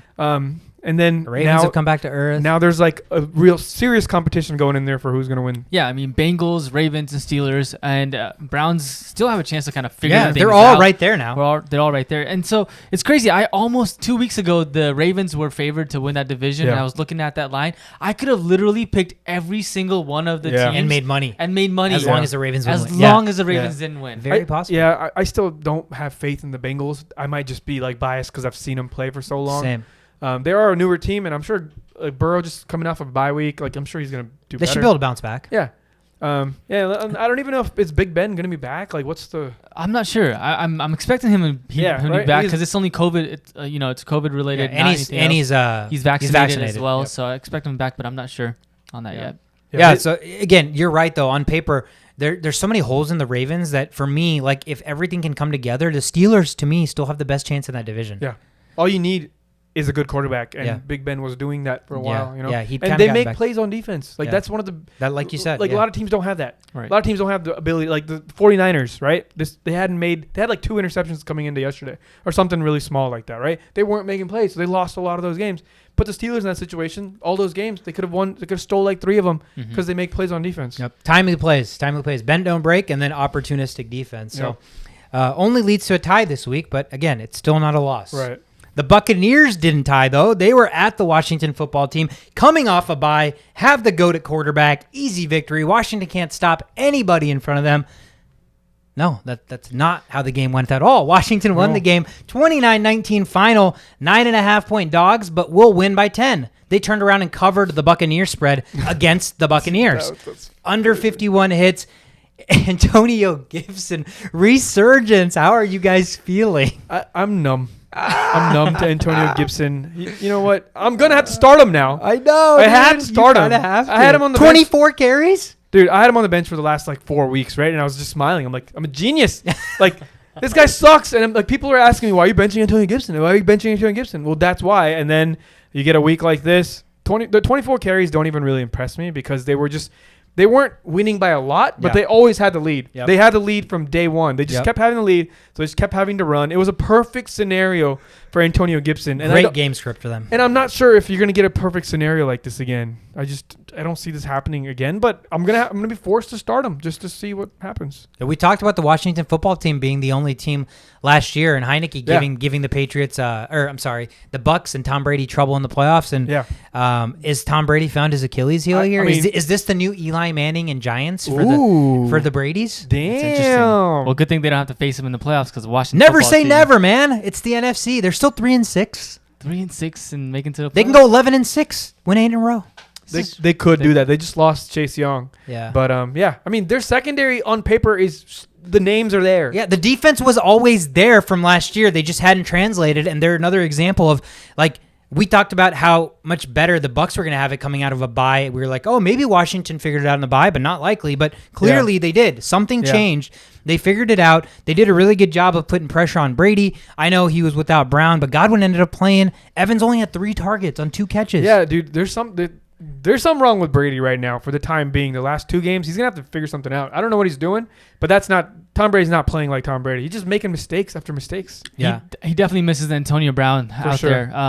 So he had 2 interceptions this game and just kind of allowed the football team to kind of get up and score. They were up 10-0, and then you talk about a team that like tries really hard. This is like the definition of a team that tries really hard. Like Heineke always comes is the out. definition of try hard. Yeah, try hard, and they found a way to win this game. So kudos to them. I mean, I didn't see it coming. I didn't. They lost me all my money this weekend. Teasers on the Bucs. Tom Brady touchdown passes. Everything about the Bucs. Easy win. Yeah, the Bucs defense is suspect. Dude, they couldn't. Suspect. They had so many chances to stop the football team at the end to give Brady the ball back. Dude, they didn't even get the ball back in the fourth quarter they allowed a touchdown in the fourth quarter. Oh my God, 19 plays, 80 yards, 10 minutes and 26 seconds off the clock, bro. Yeah, 21 plays. It should say 21. Oh, is it? It says 19 for 80 on ESPN. Oh, okay. But nonetheless, yeah. Take over 10 minutes of the fourth quarter where Brady's like, in my head, I'm thinking, all right, so Brady gets it back with like 6 minutes. Still some Evan points there. Yeah. Okay, Brady gets it back with like 4 minutes. I'm like, still Mike Evans. I'm like, okay, so 2-minute drill. They're only going to throw. Hell yeah, Brady's getting the ball back. Fuck no, he didn't get the ball back. He touched the ball with like 29 seconds left. Right. How do you stop Tom Brady? You don't let him play. Yeah. Right? And it was only a 4-point game at that point. Yes, 23-19, still anyone's ball game. Yeah. As long as you get the ball back. That's a statement drive. Yeah. And what the biggest blueprint I saw on how to beat the Buccaneers is you take the lead on these guys because their defense kind of whack. Yeah. Even though, like they punted the first drive, Washington kicked a field goal. Then they threw a pick. Washington kicked a field goal. They then got intercepted, and then the Washington scored a touchdown. Yep. Right. So with that commanding lead in the first quarter, all they have to do is milk the clock and run the ball. Hence Antonio Gibson 24 touches. Right. I think he'll get more touches moving forward, but I don't expect them to get like a punt, interception, and interception to start the game off. Yeah. I'd be shocked. 20-plus carries right now in the NFL for running backs is seemingly like becoming more and more scarce unless you're like run heavy or you're a cream of the crop guy. Uh-huh. Washington, I still expect them to be down more in more of their games. So, 24 carries is super encouraging. I don't think that's consistently attainable, especially just game script. Like I expect Washington to be losing a lot, but at least they know that he's alive. At least they know that he exists. I was really worried they were going to starting Jared Patterson for honestly. a while, But the thing is, get this, okay? Gibson, I know he got 24 carries, but his average yards per carry was 2.7. And then I looked at Jared Patterson, he's 1.8. God. So like they couldn't have done better. Their run blocking must just be really fucking bad too. Yeah, there's a lot of that. Gibson's not a bad player by any means. He's like talented while running the ball, not catching the ball. I know you're a receiver, but he can't catch. Yeah. I'm gonna say that out there. He can't catch the ball. You can't catch Antonio Brown. Gibson. Brown can catch. Brown can absolutely catch. But yeah, I mean, McLaurin 6 for 59. DeAndre Carter caught their only touchdown pass, 3 for 56. McKissick had the 4 for 35 and really nothing on the ground. Ricky Seals-Jones was involved a little bit, but nothing really of note. Again, Mike Evans on the other side, only 2 catches, 62 yards. Did have the 40-yard touchdown pass. Mm-hmm. Godwin got the bulk. And Fournette, 7 for 57. Fournette, 8 for 45. Like, Fournette just continues to be fantasy relevant and actually good because they keep continuing to give them the underneath stuff, and Tom Brady will dump it to his running back until his running back can no longer take dumps. So he loves dumping those. But, I mean, it didn't work. They're actually playing the Giants next week on Monday Night Football, so Brady going to get some PTSD against the old Eli Manning teams. Who knows? Yeah. Washington football team's at Carolina next week, so that's going to be tough. Carolina is like probably the most unpredictable. There's a resurgence. That's a great segue because this is a important segment. The Carolina Panthers were at the Cardinals this week. Big storyline. The Panthers signed Cam Newton. Yep. We didn't know if he was going to play. He wasn't expected to play, but they used him very seldomly in the most opportune spots. Mm-hmm. Late scratches for the Cardinals with Kyler Murray and DeAndre Hopkins. So it was a Colt McCoy show again. And 34-10, the Panthers absolutely dominate this one. 10.5-point dogs. They cover, win outright. Over-under pushes again right at 44. I want to make a special shout-out. My friend Jordan, you guys obviously all know him, huge Panthers fan. His mom, Cherie, is a diehard Panthers fan. Their whole family is diehard Panthers fans. She's a big Only Playbook fan. Oh, nice. But awesome. when you're such a diehard fan of like one sports team and they're not playing well, it's like, I don't want to listen to people talk about my team sucking dick and being bad and just being horrible. But the Panthers are anything but that, and all of a sudden the Panthers have just gotten so much more exciting because of one guy.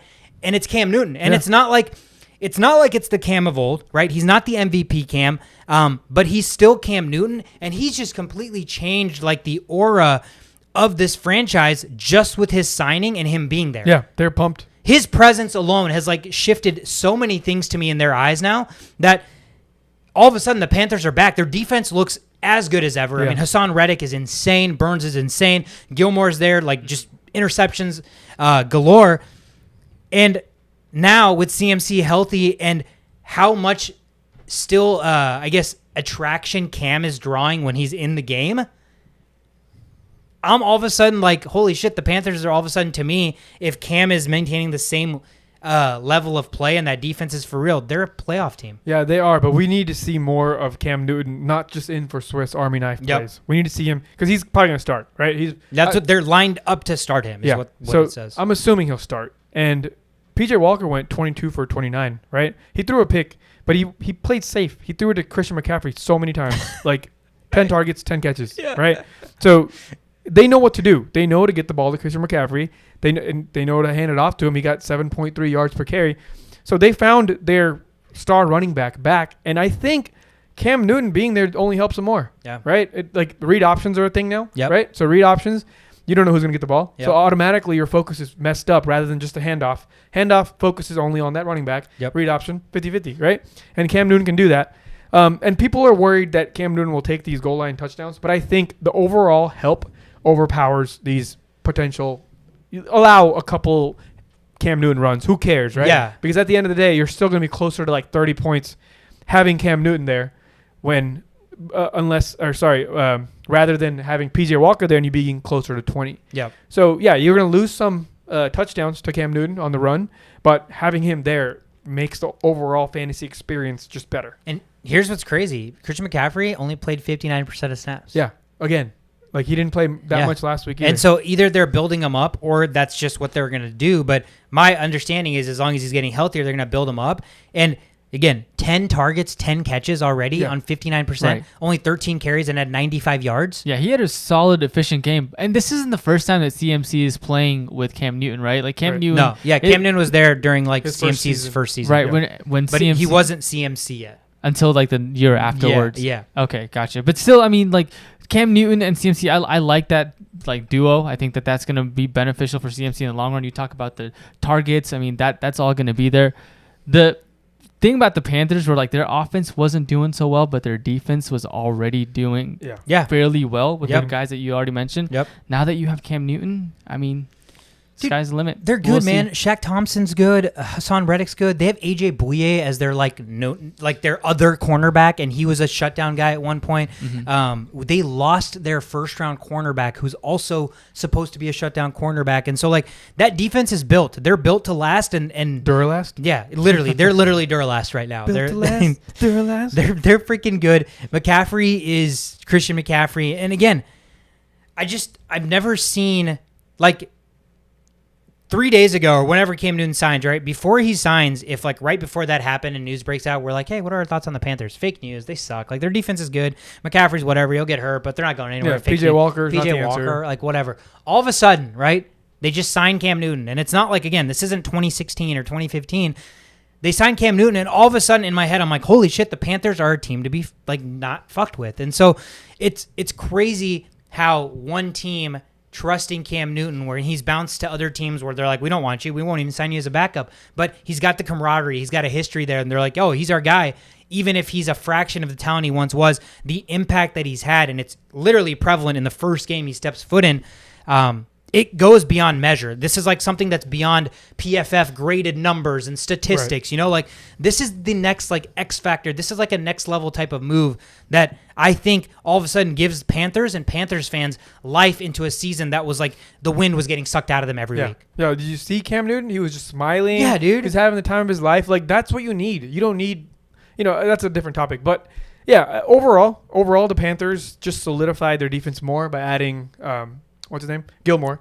Right? Gilmore, so that alone just made them exponentially better. Yeah. And then now you solidified a quarterback role. Cam Newton doesn't even have to play that well, honestly. No, and he doesn't even actually have to play every snap. Right. They can use PJ Walker like they used him last week. They could. I would hope if they want to make the playoffs and go to the Super Bowl, you can't do that. Yeah. Like you need to have one quarterback. But I mean, as long as they need, because this is a whole new offense. This isn't the same offense Cam Newton was playing in Panthers land. So it's not like they're just putting him back in his team and his offense and everything's the same. No, it's not. It's a whole different offensive coordinator. It's a whole different situation. So I think they're kind of easing him into the situation. But we'll see because they're having talks about him starting this week. And I think they play Ron Rivera's Washington football team. Fucking reunion. That's what I'm saying. This Cam signing is all of a sudden becoming a storyline. Like a huge, obviously, it's Colt McCoy. It's the backup team. But we saw the Cardinals last week when we talked about how clearly we don't think that they miss a beat with another quarterback coming in. That was not true. Yeah, and like clearly it was an issue, right? And like Cam's size, right? The one play he ran where he kept it and scored that touchdown, he got hit in the backfield. He stiff-armed him. Stiff-armed fucking Isaiah Simmons, I'm pretty sure, right? And that's a linebacker. Mm-hmm. That any other, like if that's Sam Darnold, he's down. He's dead. He's dead right there. It's over. Right. So little things like that, and the time that he didn't keep it and then gave it to Chuba literally walked into the end zone. Yeah. Like nobody was within 10 yards of him. Yeah, because that's the thing. That's the X factor thing. Like people are looking at him. All of a sudden, it just changes so many things, man. And if I'm a Panthers fan, I'm fucking excited. Again, shout out Jordan, shout out Cherie, shout out fucking my buddy Jake at work. I mean, shit, Superman's back and the Panthers are back. Yes. They do play Ron Rivera. Yeah. They did interview Ron Rivera after the Washington football team's winning game. They asked him, "You guys play Cam Newton next week. Do you have packages that Cam Newton, how to stop Cam Newton?" He's like, "Yeah, we got a bunch of those." Oh, shit. Sounds pretty confident. Shots fired. Yeah. Shots fired. So he's like, I know what Cam Newton does. I mean, if there's anybody that knows Cam Newton, it's got to be Ron Rivera, right? Yeah. But at the same time, is Cam the type of guy that you can really predict, like you can really script for? I mean, you kind of can. But you know his tendencies. Sure. Where he likes to throw the ball, so you can focus on that area of the field a little bit more. Yep. All that kind of stuff. So there's a lot. I'm excited to watch that game. It went from like a CMC's gonna get his points game to now like a must watch. I'm vested. I'm vested in the Panthers. I'm actually like excited to watch them. That's a big storyline. Again, the Cardinals' story is they just need to get their guys healthy. You're not really worried about them. They're 8-2 still. They'll be fine. Colt McCoy's clearly not the answer. He's a backup. So Kyler will come. Hopkins will come back. They'll do their thing. Connor had a viable fantasy day. There was not much of his face. Yeah. Yeah. They were losing, right? They were getting destroyed. So they didn't really have to use, as much. But, he wasn't that far away from Connor. It was 10 carries to 6 carries. Okay. So they were kind of like doing that. But, they were down 34-10. It's just that wasn't a game to evaluate the running situation. Yeah, and they're at the Seahawks next week. So I hope it's Kyler and Russ Wilson and not Colt McCoy and Russ Wilson. It's crazy. Connor just still finds ways to get touchdowns. Man. This is not sustainable, but he's sustaining it. So. Yeah, exactly. And it's like if you have Connor at this point, you cannot not start him. Right. Like he has to start. Right. But playoffs are coming up. So like big business decisions have to be made. Sure. Do I trust this trend that's not faltered at all? Or do you have to be the ones to make changes? I was just talking to him before we started recording. My only fear with Connor was immediately after Kyler was out. I'm like, his impact obviously completely goes down the drain because he's not a workhorse. You can't just like run the ball heavy with James Conner. He has to be the complement to people stacking Kyler Murray, and then he's the recipient. So when Kyler's healthy, Edmonds is on the IR. I am very confident in James Conner. It's another kind of Cam type situation, right? Kyler Murray in the red zone, you have to account for him. He's too fast, he's too quick, he's too elusive. Mm-hmm. So naturally the benefactor becomes your running back. Yeah. And that's why he's getting all those touchdowns. Yeah, for sure. James Conner is in the perfect situation. Yeah. It's ideal for him. So, 8-2 at the Seahawks. Hopefully it's a Russ and Kyler game because then that would make it much more exciting. Again, we talked about the Panthers. They're going to face Ron Rivera, Cam's old coach of the Panthers, at home. So Rivera's coming back to Carolina. Nice. A lot of emotions, a lot of impact. We'll obviously touch on that in the preview game. But next game on the board are Minnesota Vikings. Hell fucking yeah, back on the winning column here. I don't want to say I called it, but I called it. You did call it. That was your fucking Survivor pick. Yeah, bold take. And he said it was bold. You said it wasn't as bold as you thought it was. And the Vikings win 27-20 final on the road in LA. Vikings covered the 3-point dog spread. The under 54 hits. Finally, I feel like The Rock. And he's going, finally! The Vikes have learned how to throw the fucking football to Justin Jefferson. So this was a story. Aggression. Yeah. Aggressive What have we asked for? It's been 10 weeks and we've been begging. I've been on my knees for half of these episodes, pretty much begging the Vikings to be aggressive. 4th down, go for it. 3rd and 20, don't hand it off. And that's exactly what happened. The most visual plays in my head. 3rd and 20, 18-yard strike.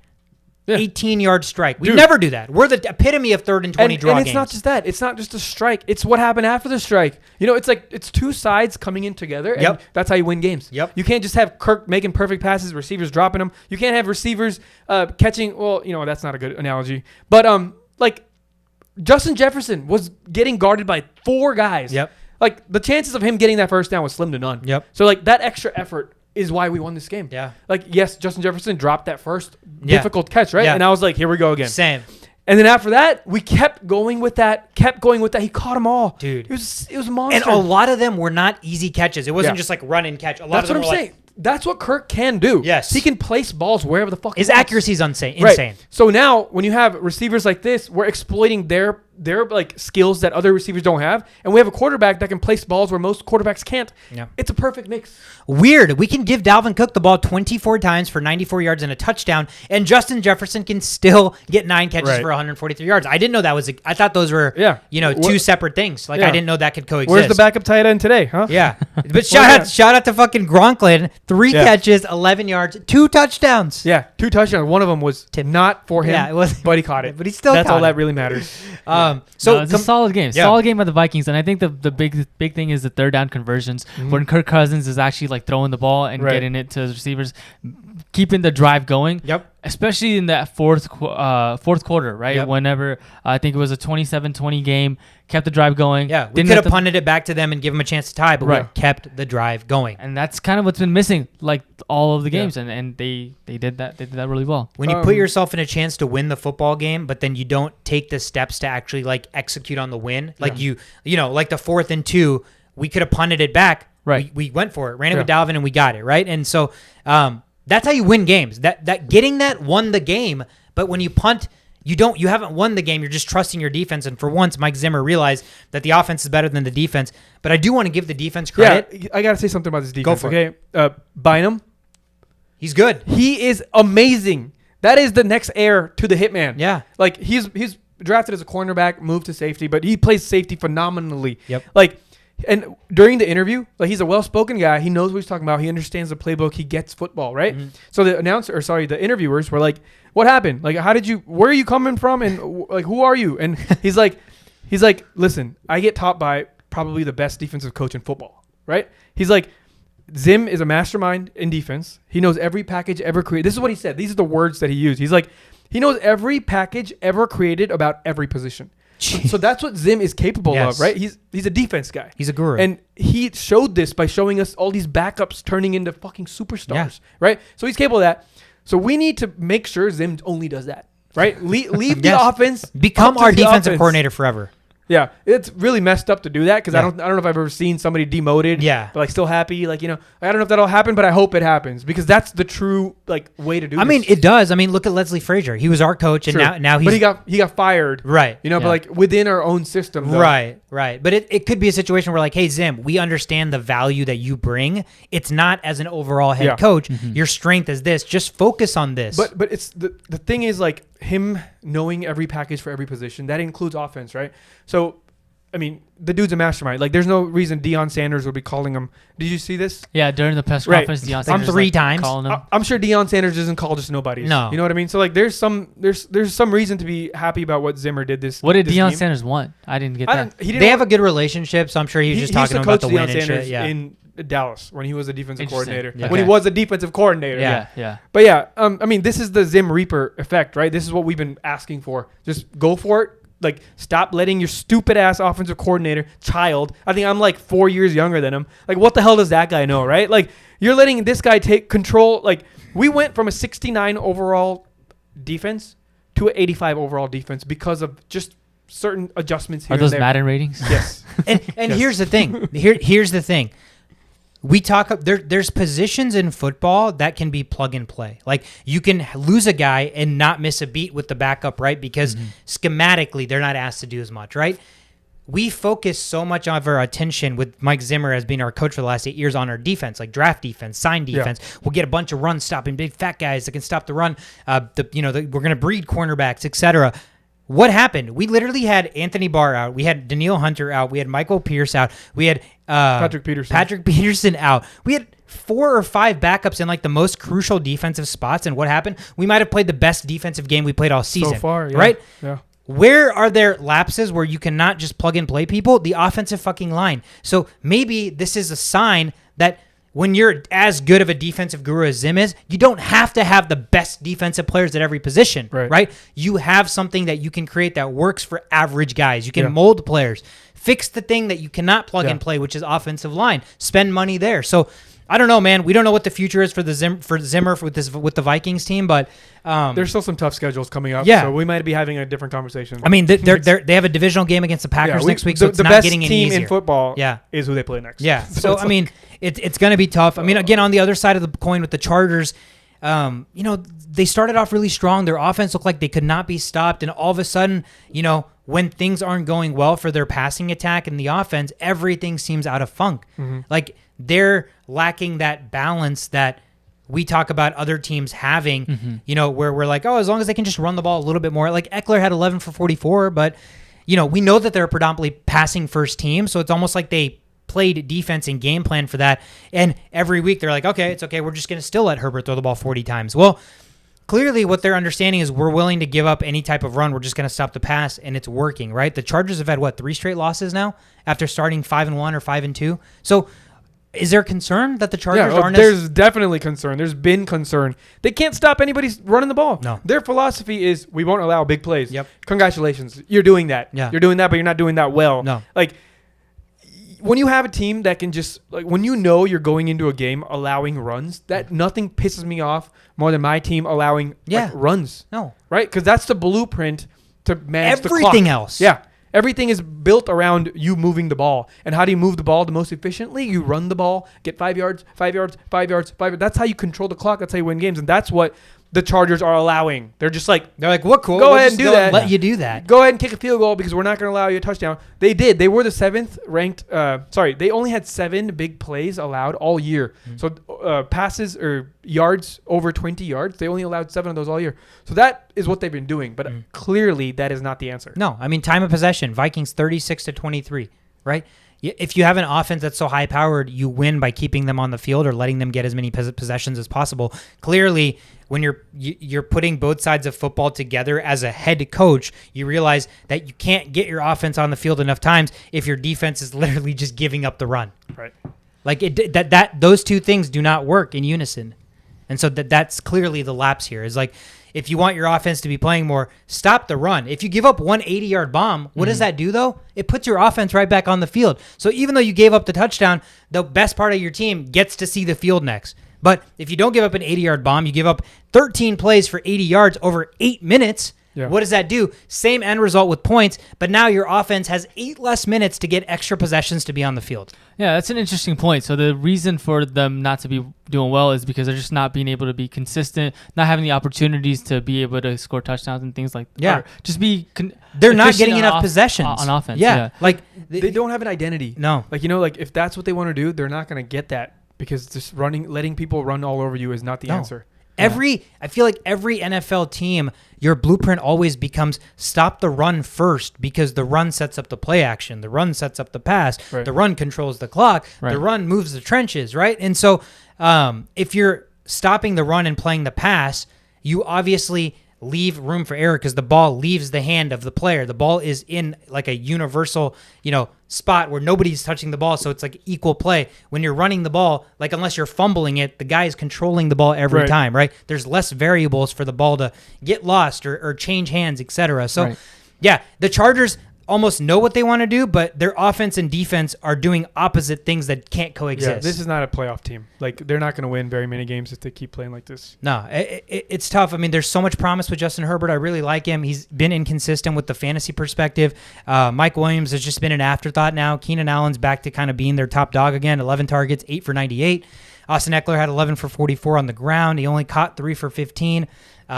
He did catch the 1 touchdown pass, so they had Roundtree run that 1 touchdown run in for them. And then again, we talked about it. Kirk Cousins, 25, 37, 294, 2 touchdowns, both to Gronklin, and the receivers. Yeah, Dalvin did his thing. Jefferson had his game. Thielen, 5 for 65 on 7 targets. I mean, that's pretty still good. When you have a clear-cut number 1, I mean, Thielen's probably the best number 2 receiver in the league. I mean, yeah. I mean, unless you're... Who's a better number 2? Than Thielen? Thielen could be a number 1 receiver. That's why I'm saying he's like, who's a better number 2 receiver on a team right now? Antonio Brown? Yeah, but at that point, is he the 1, 2, 3? That's true. And Tony Brown, honestly, if he wasn't injured, he's probably the one. He's the one. Yeah, just volume target. Evans being 2 or Godwin. Yeah, I don't know, but yeah, there's a conversation there, right? Yeah. So that's what I'm saying is now Thielen can just be Thielen. Yeah. Like we have a guy that is talent-wise as good as any other receiver in the league. So I like the blueprint. Let's hope this continues, especially in a divisional game against the Packers. The last thing I want to see is, oh, cool, we changed shit up for 1 week, and next week it's like Dalvin 45 times. It's happening. So just get ready. Hopefully there's something to build off of when we get back to 500. Again, the Chargers take on your Steelers next week, Shovit, so tough matchup either way you look at it. The Eagles were the next game on the board. They were at the Broncos. Eagles come away victorious on the road pretty handedly, 30-13. They were 1.5-point dogs on the road, one outright, under 46 hits. Eagles are now 4-6. Broncos are 5-5, back to 500, heading into a bye week. What'd you guys like in this game? Yeah, I feel like this game wasn't that. Like this is 30-13, 17 not as points. Close as the score. It's not as close as the score because the reason that the Eagles kind of went on top was the 4th and 1 Melvin Gordon run that he fumbled it. Darius Slay takes the ball back and scores a touchdown. They had a pick 6 too, and right? No. Sorry, they didn't. My bad. He had an 82-yard touchdown return on the fumble. So that's kind of what blew the game out of proportion. But that was like late in the third quarter. Yep. So all throughout the game, I mean, it was fairly close at less than 10 points up until third quarter. But the reason that I think that the Eagles won is because they ran the ball. They ran the ball with Howard. He was 12 carries, 83 yards. Ran the ball with Boston Scott, 11 carries, 81 yards. And then Jalen Hurts just made the right plays. We talked about third down conversions with Cousins. Third down conversions for Jalen Hurts, 6 of 13. Hell yeah. You take that every week. Right? Mm-hmm. Over 50%. And his slightly under 50%. 6 or 13. 6, 9. Oh yeah, slightly under. 47%. We'll round it up to 50%. Yep. But not bad. 16 of 23, 170 yards, 2 touchdowns, an interception. I know fantasy wise, that's probably what 20 points. Is that? It was around 18. 18 points. The pick kind of made it 18. Yeah. So you've got to be happy with how the Eagles played. Establish the run like we talked about they would do. Yeah, that's what they didn't do. They have an identity, and I think they're a team to be reckoned with. I honestly think like this team is not as easy. Like when you see them on the schedule, there's a lot of teams who are like, oh yeah, that's gonna be a win. Mm-hmm. This is not one of those teams. This team, I don't know what they're gonna do. Nobody knows what they're gonna do. They're gonna run the ball. They're gonna throw the ball. I don't know, and they're slowly figuring out this connection between Devontae Smith and Hurts. And they're doing pretty good. It's a very efficient system they got running here. They don't have to throw too much, but when they do throw, they're making it work. Mm-hmm. They're not afraid to take it deep. And Hurts is fully capable of being a starting quarterback. So it's like, and just having this, how do you game plan for them? What's the game plan against the Eagles? I mean, you gotta try stop to stop the run first, and then but it's tough. It's tough when you have a quarterback that's a dual threat. It's tough when you have a dynamic quarterback. Devontae Smith, that touchdown catch in the end zone, 19% catch probability. Jalen Hurts, I think, is third in the league in most placements, toughest catch probability passes that have actually been caught. Oh, wow. He's doing a really good job of putting the ball on the numbers, and that's what you want. You want a guy that has a big arm to give a chance to a guy that can go up and make a play, and that's exactly what happened there. 19% probability, right? So there's an 81% chance that he doesn't catch it, which means it could be intercepted, incomplete, all the other bad things, but that's the things you risk when you have a playmaker like Devontae Smith and you have Jalen Hurts. And I'm wondering what the percentage was for the Quez Watkins catch. It's got to be like 90%, right? Like the one that was just in his hands. Right in his hands, he just slips out. 100% catch probability. Yeah, and he doesn't catch it. But yeah, Devontae Smith, a great game. I was playing against him. Shovey, you started him 4 for 66, 2 touchdowns. Again, on the other side, I don't know. For me, I don't know. Are you guys seeing Javonte Williams on paper like I'm seeing him? Like he looks like he's really, really good. I just don't know why he's only getting. They're still like so hell-bent on splitting. I mean, it's because Melvin Gordon's not a bad running back.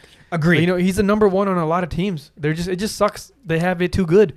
They can't unleash Javonte Williams because he's a bruiser, right? He carries people down the field. So those bruisers, they need more touches, like Derrick Henry, right? He gets better as the game goes on. It's a similar situation with Javonte Williams, and he can catch the ball really well too. But, when you have Melvin Gordon, who is historically like one of the best running backs we've seen in the last couple of years, they're going to give him the touches they needs to. And Melvin Gordon's been scoring every week. He's been getting in the end zone, whether it's the pass or the run. So, yeah, I think that's the main problem here. It's like there's too much goodness in the backfield. Yeah, which you would hope equates to wins, but they're still losing. So it's just like Melvin Gordon at this stage in his career. I feel like he's had a bad rep just because he's been good enough to play, and then he just keeps bouncing around and having to split carries. But I feel like at this point with the Broncos where they're at, like, give the guy. Yeah, he's on a 1-year contract versus Javonte Williams. He got 2 more years for free, basically. So yeah, give the guy that one. So I think that will happen. I think they're heading into a bye, right? And we'll also see how their schedule plays out, right? If they're not going to make the playoffs, Melvin Gordon's not going to see the field. Yep. Right. So it's like there's a lot of that in play here, and the receiver situation was all kind of whack here. Jerry Jeudy did lead in targets as expected. But, the yards weren't there. It was just a bunch of short fields. The Eagles did a pretty good job of not allowing big plays. And some guy named Albert Okunogwuegwum. Wow, you got that. I don't know. I think I got like 60% of that. But, so like they did a good job. Eagles played a really well-rounded game. I mean, the Eagles defense is not bad. I mean, they signed Anthony Harris, right? He led the team in 9 tackles. They still have, obviously, big play Slay, had that huge play. You have Derek Barnett. You saw Fletcher Cox. Like, they have a good defense. Yeah, Kyle Fuller. Yeah, exactly. So, you're right. They're slowly, like, shrinking that, I feel like, NFC East. I know the Cowboys still won and everything, but the disparity that I thought the talent level was early on, the Eagles are slowly creeping back in there. They're number 2 in that division as of right now, I would say. And Washington had a big win against the Bucs. Yeah, so. And the Giants are always weird. Yeah, the Giants are always the Giants. They are not the worst division in football anymore. No, absolutely. And again, they have a tough test to take on the Saints next week. The Broncos head into the bye 500. So what direction are the Broncos going to want to head? Are they going to want to start losing? Are they going to try to keep winning? Are they going to just stay mediocre? At least they have a bye week to figure that out. So takes us into a big-time showdown we had here. Russell Wilson's back for the Seahawks. They traveled to Lambeau. Snowy weather there. It was not good. Packers at home take care of this. Ugly game, but 17-0 victory. Cover the 3.5-point spread. Under 49 hits. That finger to me still looked like it was a problem for Russell Wilson. Yeah. No, he was inaccurate. 2 interceptions, 20 of 40 for 161 yards. So that's not really what you expect from Russell Wilson. No. And the people that didn't benefit from that, the players that didn't benefit, is his receivers. DK Metcalf, 3 for 26. Got ejected. Because he just was tired of losing. And tried to come back. Yeah, he tried to come back in, sneak his way. You can't sneak your way back in when you're that big and you have purple hair. He's like, I got to carry Sweetcar's team on my back. Dude, I can't let him down. Carry my team, my ass, bro. 3 for fucking 26 on 8. Here's the thing, though. 8 targets. 8 targets. Yeah. 8 targets for Lockett, only 2 for 23. 8 targets for Everett, 8 for 63. So, the passes weren't typically where Russell Wilson puts the ball. Definitely not. There was a Lockett touchdown that was just overthrown. Mm-hmm. Like this did not seem like Russell Wilson, and that's funny because he's never been shut out in his career. That was the first time in Russell Wilson's career he's been shut out. So that's like since 2011 or something crazy. But I think both quarterbacks didn't play well. No. We didn't see Aaron Rodgers play like Aaron Rodgers was supposed to. The defense stepped up. The Packers defense that we've talked about, man. Top 10 defense. The last month, definitely the number 1 defense. Yeah. Definitely the number 1 defense. And so it was really just a bad offensive play, but the defense kind of steps up, takes care of the ball, and then A.J. Dillon, right? Aaron Jones gets hurt, and A.J. Dillon comes out, and it's going to be looking great for the next couple of weeks. Yeah, for sure. Just a little more love for the Packers defense. So no QB has passed for 2 or more touchdowns. Sorry, more than 2 touchdowns. Or has a perfect 100 passer rating. Not a perfect, but over 100 passer rating. So more than 2 touchdowns and 100-plus passer rating against the Packers since week 1. Oh, wow. So teams are struggling holy shit to throw against them. Statement game this week with Captain Kirk on deck. 3 touchdowns, 400 yards. I mean, just destroys him. I have no faith Kirk's going to do what he's going to do because it's just look at the tape. Yeah. The man is what he does. The Packers' defense is fucking good, man. They're scary. The Packers have always been like a Rodgers carries the squad. The defense sucks. They don't put enough around him. But right now, it's like Rodgers is the complement. Yeah. Are we at home? Is the Vikings we're at home. Okay. We do get that home. That helps. That'll help. Seattle's going to be at home against the Cardinals. So their window of being in playoff contention, albeit Russell's back, so it gives them hope every week. But 3-6. I mean, how many more can you drop and still consider yourself, possible for the playoffs? So it's getting slimmer and slimmer for Seattle. They need to start racking up wins. That takes us into Sunday night. The Chiefs were at the Raiders here, and The Chiefs are back. It's safe to say the Kansas City Chiefs just needed to, I don't know. All we said is it's going to take 1 week to click, and all of a sudden they're going to resort back to looking like what the Chiefs do. And this was it. 41-14 romp fest against the Raiders in Vegas. 2.5-point favorites, obviously covered that. Over-under was 52. The over hits. Patty Mahomes has the best game of the season. 406, 5 touchdowns, 40 fantasy points. Yeah, it was fun watching that go against me in my fantasy football league. I had touchdowns from Tyreek Hill. I couldn't even celebrate because it was thrown by Mahomes. Those are sad, man. Yeah, but I mean, I've been saying this since day one. Like, I was never worried about the Kansas City Chiefs. It was bound to just play out eventually, right? They're just too talented. It's probably the best quarterback we may ever see. I don't know. Like, this team is unreal offensively. Defensively, they did enough, and Raiders are the lead contenders right next to the Chargers for fake news, the newest fake news group out there right now.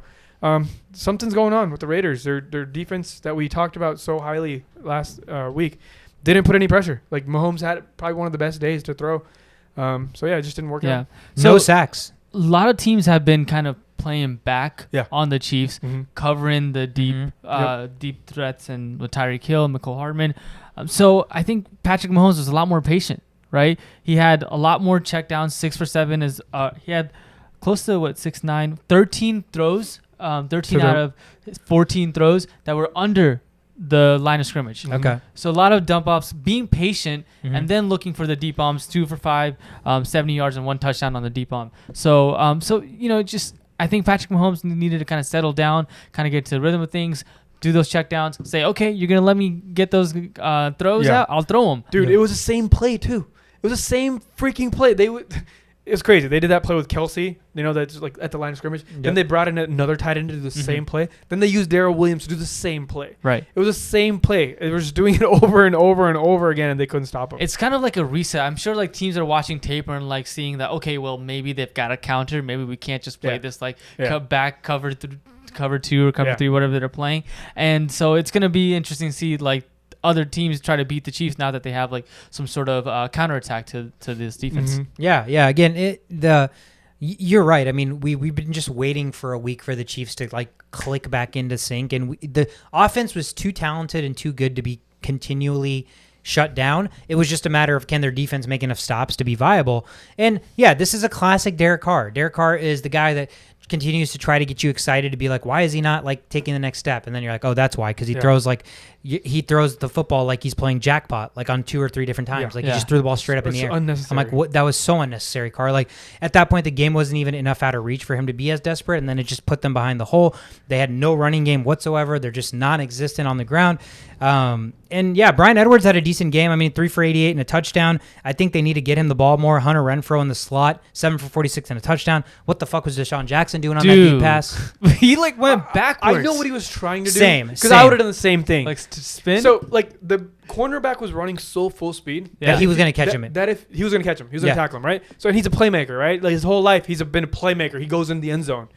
He tried to like delay he tried to basically juke him. Yeah. He tried to let the cornerback go run in front past of him and then just start running the other direction. Go that way and then, that was the intention. I think he got scared. I think he's old. His body is old. I don't think he didn't want to take a hit. The way he that cornerback is running full speed at Deshaun Jackson, and I think he tried to do whatever he can to not get hit. I don't think that. So the angle in which he was running doesn't warrant like a big hit to Deshaun Jackson's body. Right. It's not like he was coming this way like a safety is. Deshaun Jackson's running laterally like this, and the corners are on his outside, right? So even if he's catching it full speed, he's not the point of impact is not going to be like, I'm going to take a head-on injury. Yeah. So I don't think it was that he was scared, but I'm with you. He's a we get exactly what he was trying to do. He was trying to let that guy run past him and then direct the other way. He just got that hand punched out of him on the side, and that was a great play. He did. I mean, that's not the reason that play went bad. It was because he couldn't secure the ball. Yeah. So I mean, what are you gonna do? Like, he wasn't gonna score on that play. He wasn't gonna score. So I'm not like mad at him per se, but like, come on, that's like you're trying to come back against a team that's gonna score probably every single time they touch the ball. Like, you can't let that happen. Protecting the football is key when you're playing the Chiefs. So it's just a very awkward looking play. Yeah, no, it was awkward. It was definitely awkward. But honestly, like 5 out of 8 times I would have done the same thing. It's interesting. I would have probably just went down. I catch the ball. If I catch the ball in the field, I'm going Hell down. no, dude. The end zone's right there. I probably just try to keep running, and if I get tackled, I get with tackled. my speed and my size, I'm going down. I don't have the Deshaun Jackson type agility to stop and then try to fake cut, so I'm probably just running as fast. That's what I think in my brain that I can do. But Darrell Williams was again another bright spot. 11 for 43 on the ground. They didn't have to run too much, but we talked about it. 9 catches on 9 targets for 101 yards and that 38-yard moss of Jonathan Abram in the end zone. So very, very impressive catch there. You talked about Tyreek, 7 for 83, 2 touchdowns, huge game for him. Pringle caught the other touchdown, 4 for 46. Kelsey still had a good game, 8 for 119. So everybody on the offense and the Chiefs that were supposed to do things did things exponentially. Again, best game of the season for Mahomes. They're going to play the Cowboys next week, so that's going to be a big fucking game next week to watch. I am so excited for that one. That's going to be exciting. And then you have the Raiders. They're taking out the Bengals. It doesn't get easier for them.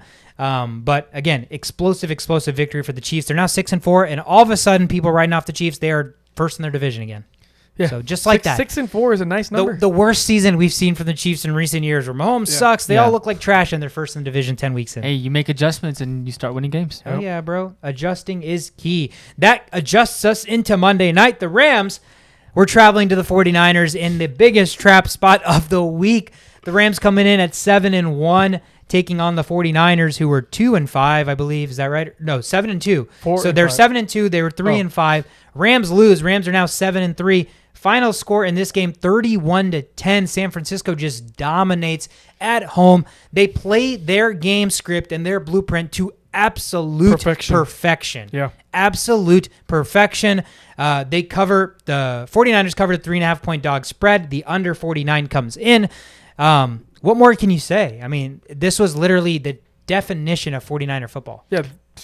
No, I mean, defense kind of just set the stone with the Matthew Stafford picks. The first pick, horrible throw, I think, was a miscommunication. The OBJ one? Yeah, with OBJ. The second one was a drop pass. Honestly, he could have thrown 4 picks this game. The defense just didn't catch those other 2 picks. Mm-hmm. Matthew Stafford is still the Lions' Matthew Stafford. I don't know what we expected, but this is not it. Like, you have the best team around you possible. Mm-hmm. You have a great defense to support you, and you are the reason you're losing these games. Like, in my opinion, he had 4 picks this game. Like, easy 4 picks. And there was drop passes on top of that, right? So you're playing terrible as a quarterback. Your receivers are not wanting the ball. They're dropping everything. And you got Deebo Samuel running the ball on the other side, just like at will. And how many times have I mentioned that dude just looks like a running back? And now they're using him as a running back. Like, it just... The 49ers knew exactly what to do, and the Rams just did the opposite of what they were supposed to do. This game was just a blowout after the second Matthew Stafford pick. Like, it was the same thing where, like, the game ended in the first quarter. The minute it was like 14-0 is what it felt like to me. Yeah, it did, especially because they just kept dropping the bombs. And once you start dropping catches, there's like a certain momentum that gets established, like, holy shit, we suck. Yep. And they just rode off of that we suck mentality and just never improved. Until the end when Cooper Kupp got his fantasy points. But outside of that, this was an embarrassment of a game for the Rams. Yeah, 49ers had the time of possession. They converted 8 for 14 on third downs, so they're efficient. They just run it after you're up 10. They had the ball double the time the Rams did. Incredible. 39 minutes to 20 minutes. When you run the ball, and you run the ball efficiently. On third downs, too. Yep. They were running the ball on 3rd and 3s. They were sucking off Elijah Mitchell like he was the next coming of Barry Sanders on the air last night. I mean, he touched the ball 27 times for 91 yards, and it didn't even feel like that because I saw Jeff Wilson in there a good amount of times. I mean, between those two guys, they had 37 carries. They love running the ball. Garoppolo only threw it 19 times. Yeah.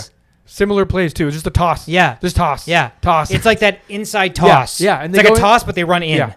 Yep. Running back option. Like, the running back could have chose to go outside or inside. It was like I didn't even know people did tosses like that. Same. So that was pretty impressive. Yeah. Elijah Mitchell, again, impressive fantasy day, but he's hurt now. So, stay tuned for Jeff Wilson and that saga. You talked about it, man. Every week I watch Deebo Samuel, and every week I appreciate him more and more. And, he's the classic guy that I never draft in fantasy because I'm always like, he's just kind of a wild card, but he's not. He's not a wild card. I need to get that out of my head for some reason. This guy, talent-wise, could be top 5 receiver in the league. Yeah. I don't see him drop passes. No. He's catching everything. He's impossible to bring down. Yeah, you cannot bring him down. He's so fucking fast. All his slants look like they're gone for touchdowns, and a lot of them are. Yeah. What can't Deebo Samuel do? Nothing. I told you week 1. I was like, I wish I drafted this guy. Like, it sucks because you never want to have so much trust in a run-first offense. Like I don't want the running back wide receiver for a run-first offense, especially when the 49ers are supposed to be good, you know? So you're like, they're probably going to be dominating most of the games running the game. Deebo Samuel's probably just going to catch a couple passes here and there. But they're enforcing the ball goes to Deebo Samuel. He's getting carries now, and he scored a touchdown on a carry, which gave me an L because of that. But that's okay, because I love seeing good players succeed, and Deebo Samuel deserves every respect that people don't give him. Yeah, I was surprised to see Garoppolo doing well, too. Yeah, that 15 for 19, 2 touchdowns. Accuracy, man. Accuracy for sure. Garoppolo and Kirk Cousins had, I think, the 2 best passes this week, and they're both the same type of passes. It's like the no throw zone. It's when there's 3 defenders in a triangle. Like a bracket, the triangle, and then you get a receiver running, and you target it perfectly, like you're right in the middle, while the triangle's collapsing. That is like the perfect throw in football. And Garoppolo had one of those, and Kirk Cousins had one of those today. Garoppolo played phenomenal. He did the job that he was supposed to do. Right. This is what a game manager does. Just hands up, makes those few passes that he gets and hits them right on the money. So yeah, I mean, what else did you guys see in this game? George Kittle, 5 for 50, touchdown, 7 targets, led the team in targets.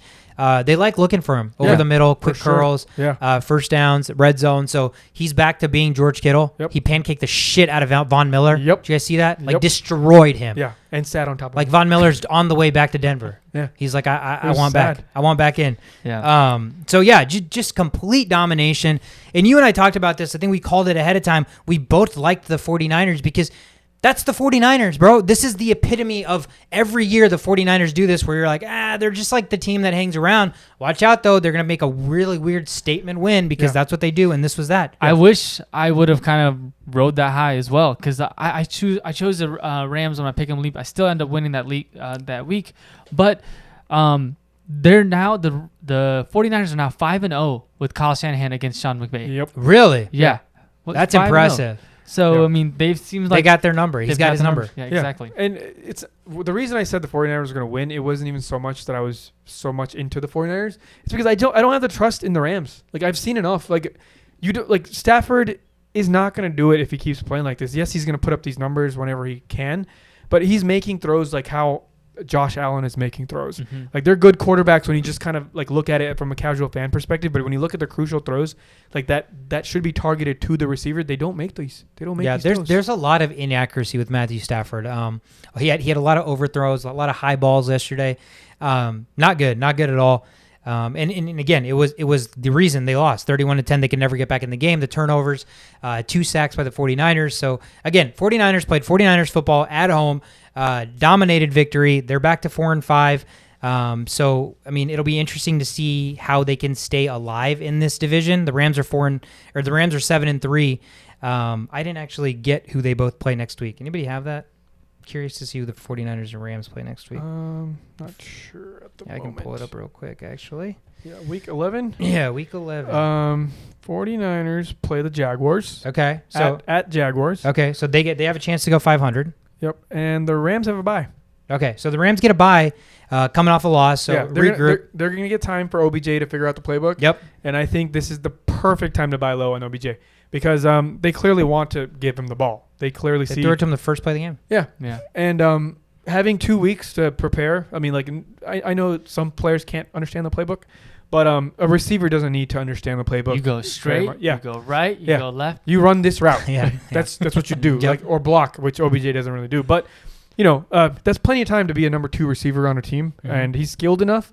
He might drop still passes here and there, but the dynamic ability is just there's no ceiling there for the dynamic ability. So give him the bye week, get OBJ acquainted, come back with a vengeance. Again, 49ers, we talked about it. They have a winnable game. Get back up to 500 and be back in that playoff contention in the wild card. So that wraps up the games. Week 10 again in the books. Wild week. Let's jump into our studs and duds. Fantasy stud, fantasy dud. I'll start us off. We've already talked about this guy so much, I don't need to harp it even more. Darrell Williams is my fantasy stud. That Moss catch by a running back was insanely impressive. Just catching 9 on 9 targets is impressive for a guy that, he's been a backup a couple of seasons. He's under the radar. He wasn't like the guy, and he didn't start the season as the guy, but in his time in place of Clyde Edwards-Helaire, he's been nothing short of impressive. So he's my stud. My dud, Mike Gesicki, we talked about it, lost me my fucking fantasy because he put up a goose egg. He should be everybody's dud. How can you not be a dud after doing that? 7 targets, no catches, no points. Just he was the third best fantasy tight end coming into the week. Drops to 4th after a 0-point game. But again, lost by 1.8, and all I needed was Mike Gesicki to catch 1 pass for 13 yards. Couldn't even do that for me. So you are my fucking dud, Gesicki. Yeah, that's as dud as it gets. Yeah. 0 points. Mm-hmm. So my stud for this week is Ramondre Stevenson, rushing 20 attempts, 100 yards, 2 touchdowns. Had 5 targets, 4 catches on 5 targets, and 14 yards as well. So altogether for PPR, that equals 28.4 PPR points. Huge day. Yeah. So late scratch and with Harris not playing, Ramondre Stevenson in. If you started him, you've got to be happy. Because you have yourself a stud. My dud is DK Metcalf. Motherfucker. 3 receptions on 8 targets, 26 yards for 5.6 PPR points. And 1 ejection. One ejection and 4.1.5 point PPR. So from your number 1 receiver with Russell Wilson back in, you expect better performance from DK Metcalf. And only to get you 4.1 points and half point PPR, just not going to cut it. Yep. Stud. You mean dud? Dud. But he's a stud overall. He is a stud overall. He needs to be more studly in his performances. Yeah, I wouldn't put so much blame on DK on that game. But he did get ejected. Anytime you get ejected, you're a dud. Yeah. So, but yeah, that was mainly, I think Russell Wilson kind of just had the worst game ever. Yeah. So my stud would have, so I'll go with my dud first. AJ Brown is my dud. You have probably one of the easiest schedules coming up because you are a Titan. And, Lattimore didn't even shadow you all game. He didn't move because they just kept, like they did last week. Anytime Ramsey was on A.J. Brown, they would just put A.J. Brown in motion. And you could see Ramsey get visually frustrated. He was like doing that. You could see that on the screen. And same thing this week, too. They moved him out of the Lattimore situation, and Lattimore didn't follow, and he still did nothing. Just 1 catch. They even had to run the ball one time because he couldn't catch, and he does drop the ball quite often. I always used to say A.J. Brown over DK Metcalf as far as like going forward. Mm-hmm. But now I don't know for sure. I don't know. We'll have to see how the rest of the season goes. So yeah, you're my dud, A.J. Brown, because you are. I'm hoping I take you to the fantasy championships. And if you keep playing like this Dudley boys situation, you're not gonna cut it. And then CeeDee Lamb. I was facing CeeDee Lamb in 2 leagues. So I give him respect. There's a lot of mouths to be fed there in Cowboy land. And they have decided CeeDee Lamb is going to be the benefactor for most of these. And he got 25.6 fantasy points, 2 touchdowns, up a shitload of yards. I mean, there doesn't get more studly than that. Yeah, very stud-worthy performance for CeeDee Lamb. Wraps up studs and duds. Yeah. Shove it. I feel like we just need to have like an honorable mention of Patrick Mahomes because he did have 40 points. Yeah. Also against me, but that's cool. Yeah. QB1. I mean, the next closest quarterback I think was like 24. It was a very shitty week for quarterbacks. So Mahomes' performance was like above and beyond better than everybody else's. Yes. Yeah. So shout out to Patrick Mahomes. You wanna give us the waiver picks? Yeah, let's do the waivers now. So for the waivers this week, I'm gonna start off with quarterback for the Panthers, Cam Newton.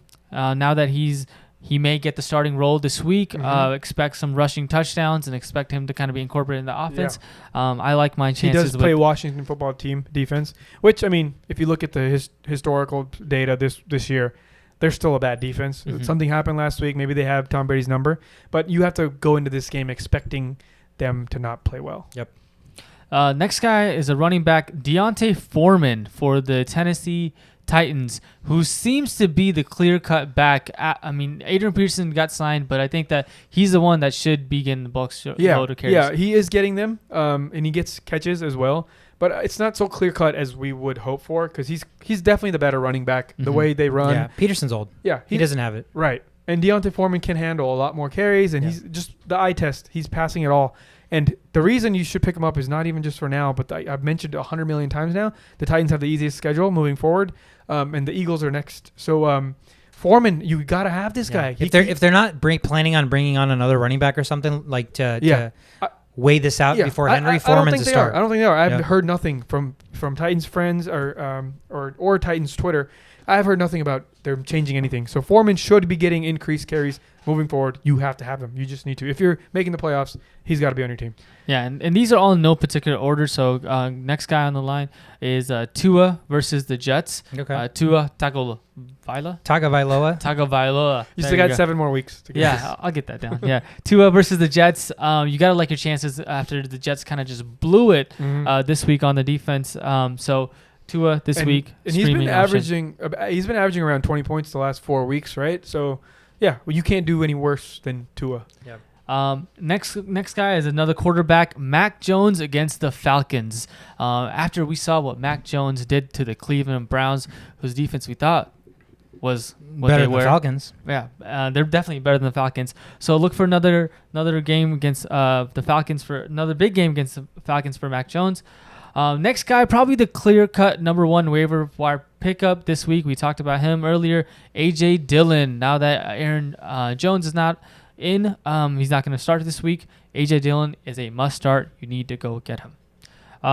Next guy, Dearness Johnson. I'm not sure on what Nick Chubb's injury. It's COVID. It was a COVID thing. And he's been negative. And he's vaxxed and negative. So Nick Chubb is probably coming back, but Dearness Johnson, maybe a handcuff, maybe like a backup. He's still worth rostering and picking up. The thing is, they play Detroit. This could be a 42-6 game. Yeah. And Dearness Johnson with 15 touches is better than a lot of people with 15 touches. If Dearness Johnson's playing the Kareem Hunt role, we've already learned that Chubb and Hunt can both coexist and both be startable fantasy players. Mm-hmm. And Dearness Johnson, talent-wise, has shown it, and it's Detroit. Yeah. Next guy is Ty Johnson for the New York Jets. I don't know. I like Michael Carter. Yeah, I think this is a dual running back situation. They're playing Miami, who's they allow everything. They allow everything on the run. So, I mean, they didn't allow that against the Ravens, but I think you have to take that with the same approach as the Washington football team approach. Mm-hmm. You got to go with the sample what's size. Most likely to happen here until they prove us otherwise. But, yeah, you're not starting Ty Johnson or anything, but he's getting just touches. And if you don't have somebody else startable, you can start him. But he's definitely not, like, the priority in this situation. Yeah, piggyback on that. Another guy that's probably not the priority, but someone you just want to stash, keep on your bench, monitor, Wayne Gallman. He did get a lot of carries, maybe in garbage time, but from what we've seen, if Cordell Patterson is out, Mike Davis is probably not going to get the job done. Wayne Gallman is the better option. Whether or not Falcons will go through with that is just another question. Last guy we have on board is Rashad Bateman for the Baltimore Ravens. This guy should not still be a free agent. I'm telling you guys, quote me on this. Rashad Bateman's a star. Like next year, 2 years from now, we'll be like, oh, Rashad Bateman was literally just a... He's already a star. Yeah. Like he's the best receiver on that team. Yep. He is. Hollywood Brown, as much speed as he has, he's a great number 2. He can do the Deontay Johnson slants all he wants, or the drags, but he is not the number 1. You can't be the number 1 and have those kind of hands. Yeah. Yeah, you can't. If you drop passes, you're not going to cut it. Yeah. And Rashad Bateman doesn't drop passes. Nope. Right. He was a stud coming out of college. Just injuries kind of Minnesota helped him back. He could have went number 1. Mm-hmm. You know, there's a lot of factors here that's shown that Rashad Bateman is going to be a stud. Yeah. Yeah. So if he's not rostered, I think he's definitely still worth rostering. And that is the waivers. That's the waivers. That wraps up the episode. Another week, another exciting week. Man, still waiting for the week that the Lions pick up their first victory. There's just a lot more football left for a lot of milestones that I'm still waiting to see hit. So nice to know that we're only still halfway through the season. We'll be back on Friday this week, I believe. Week 11 preview. Thursday Night Football, we'll recap that as well. Who's playing Thursday night this week? Oh, Patriots are at the Falcons. We just talked about it. So Mac Jones, good matchup against the Falcons. Falcons maybe try to bounce back. It's the Patriots on the road, right? So it's not in Belichick world. Mm-hmm. So maybe that's a little bit different. Yeah, I mean, that's definitely different if it's not in Belichick world. But then I take that back because the Patriots are 4-0 away right now this season. Yeah, no, that's true. But I still would rather not play the Patriots at home. 100%. So that we're going to recap that, and we'll jump into Week 11 on Friday. Thank you guys for tuning in. Thank you guys for sticking with us for 2 hours. We're the only playbook. We'll see you on Friday.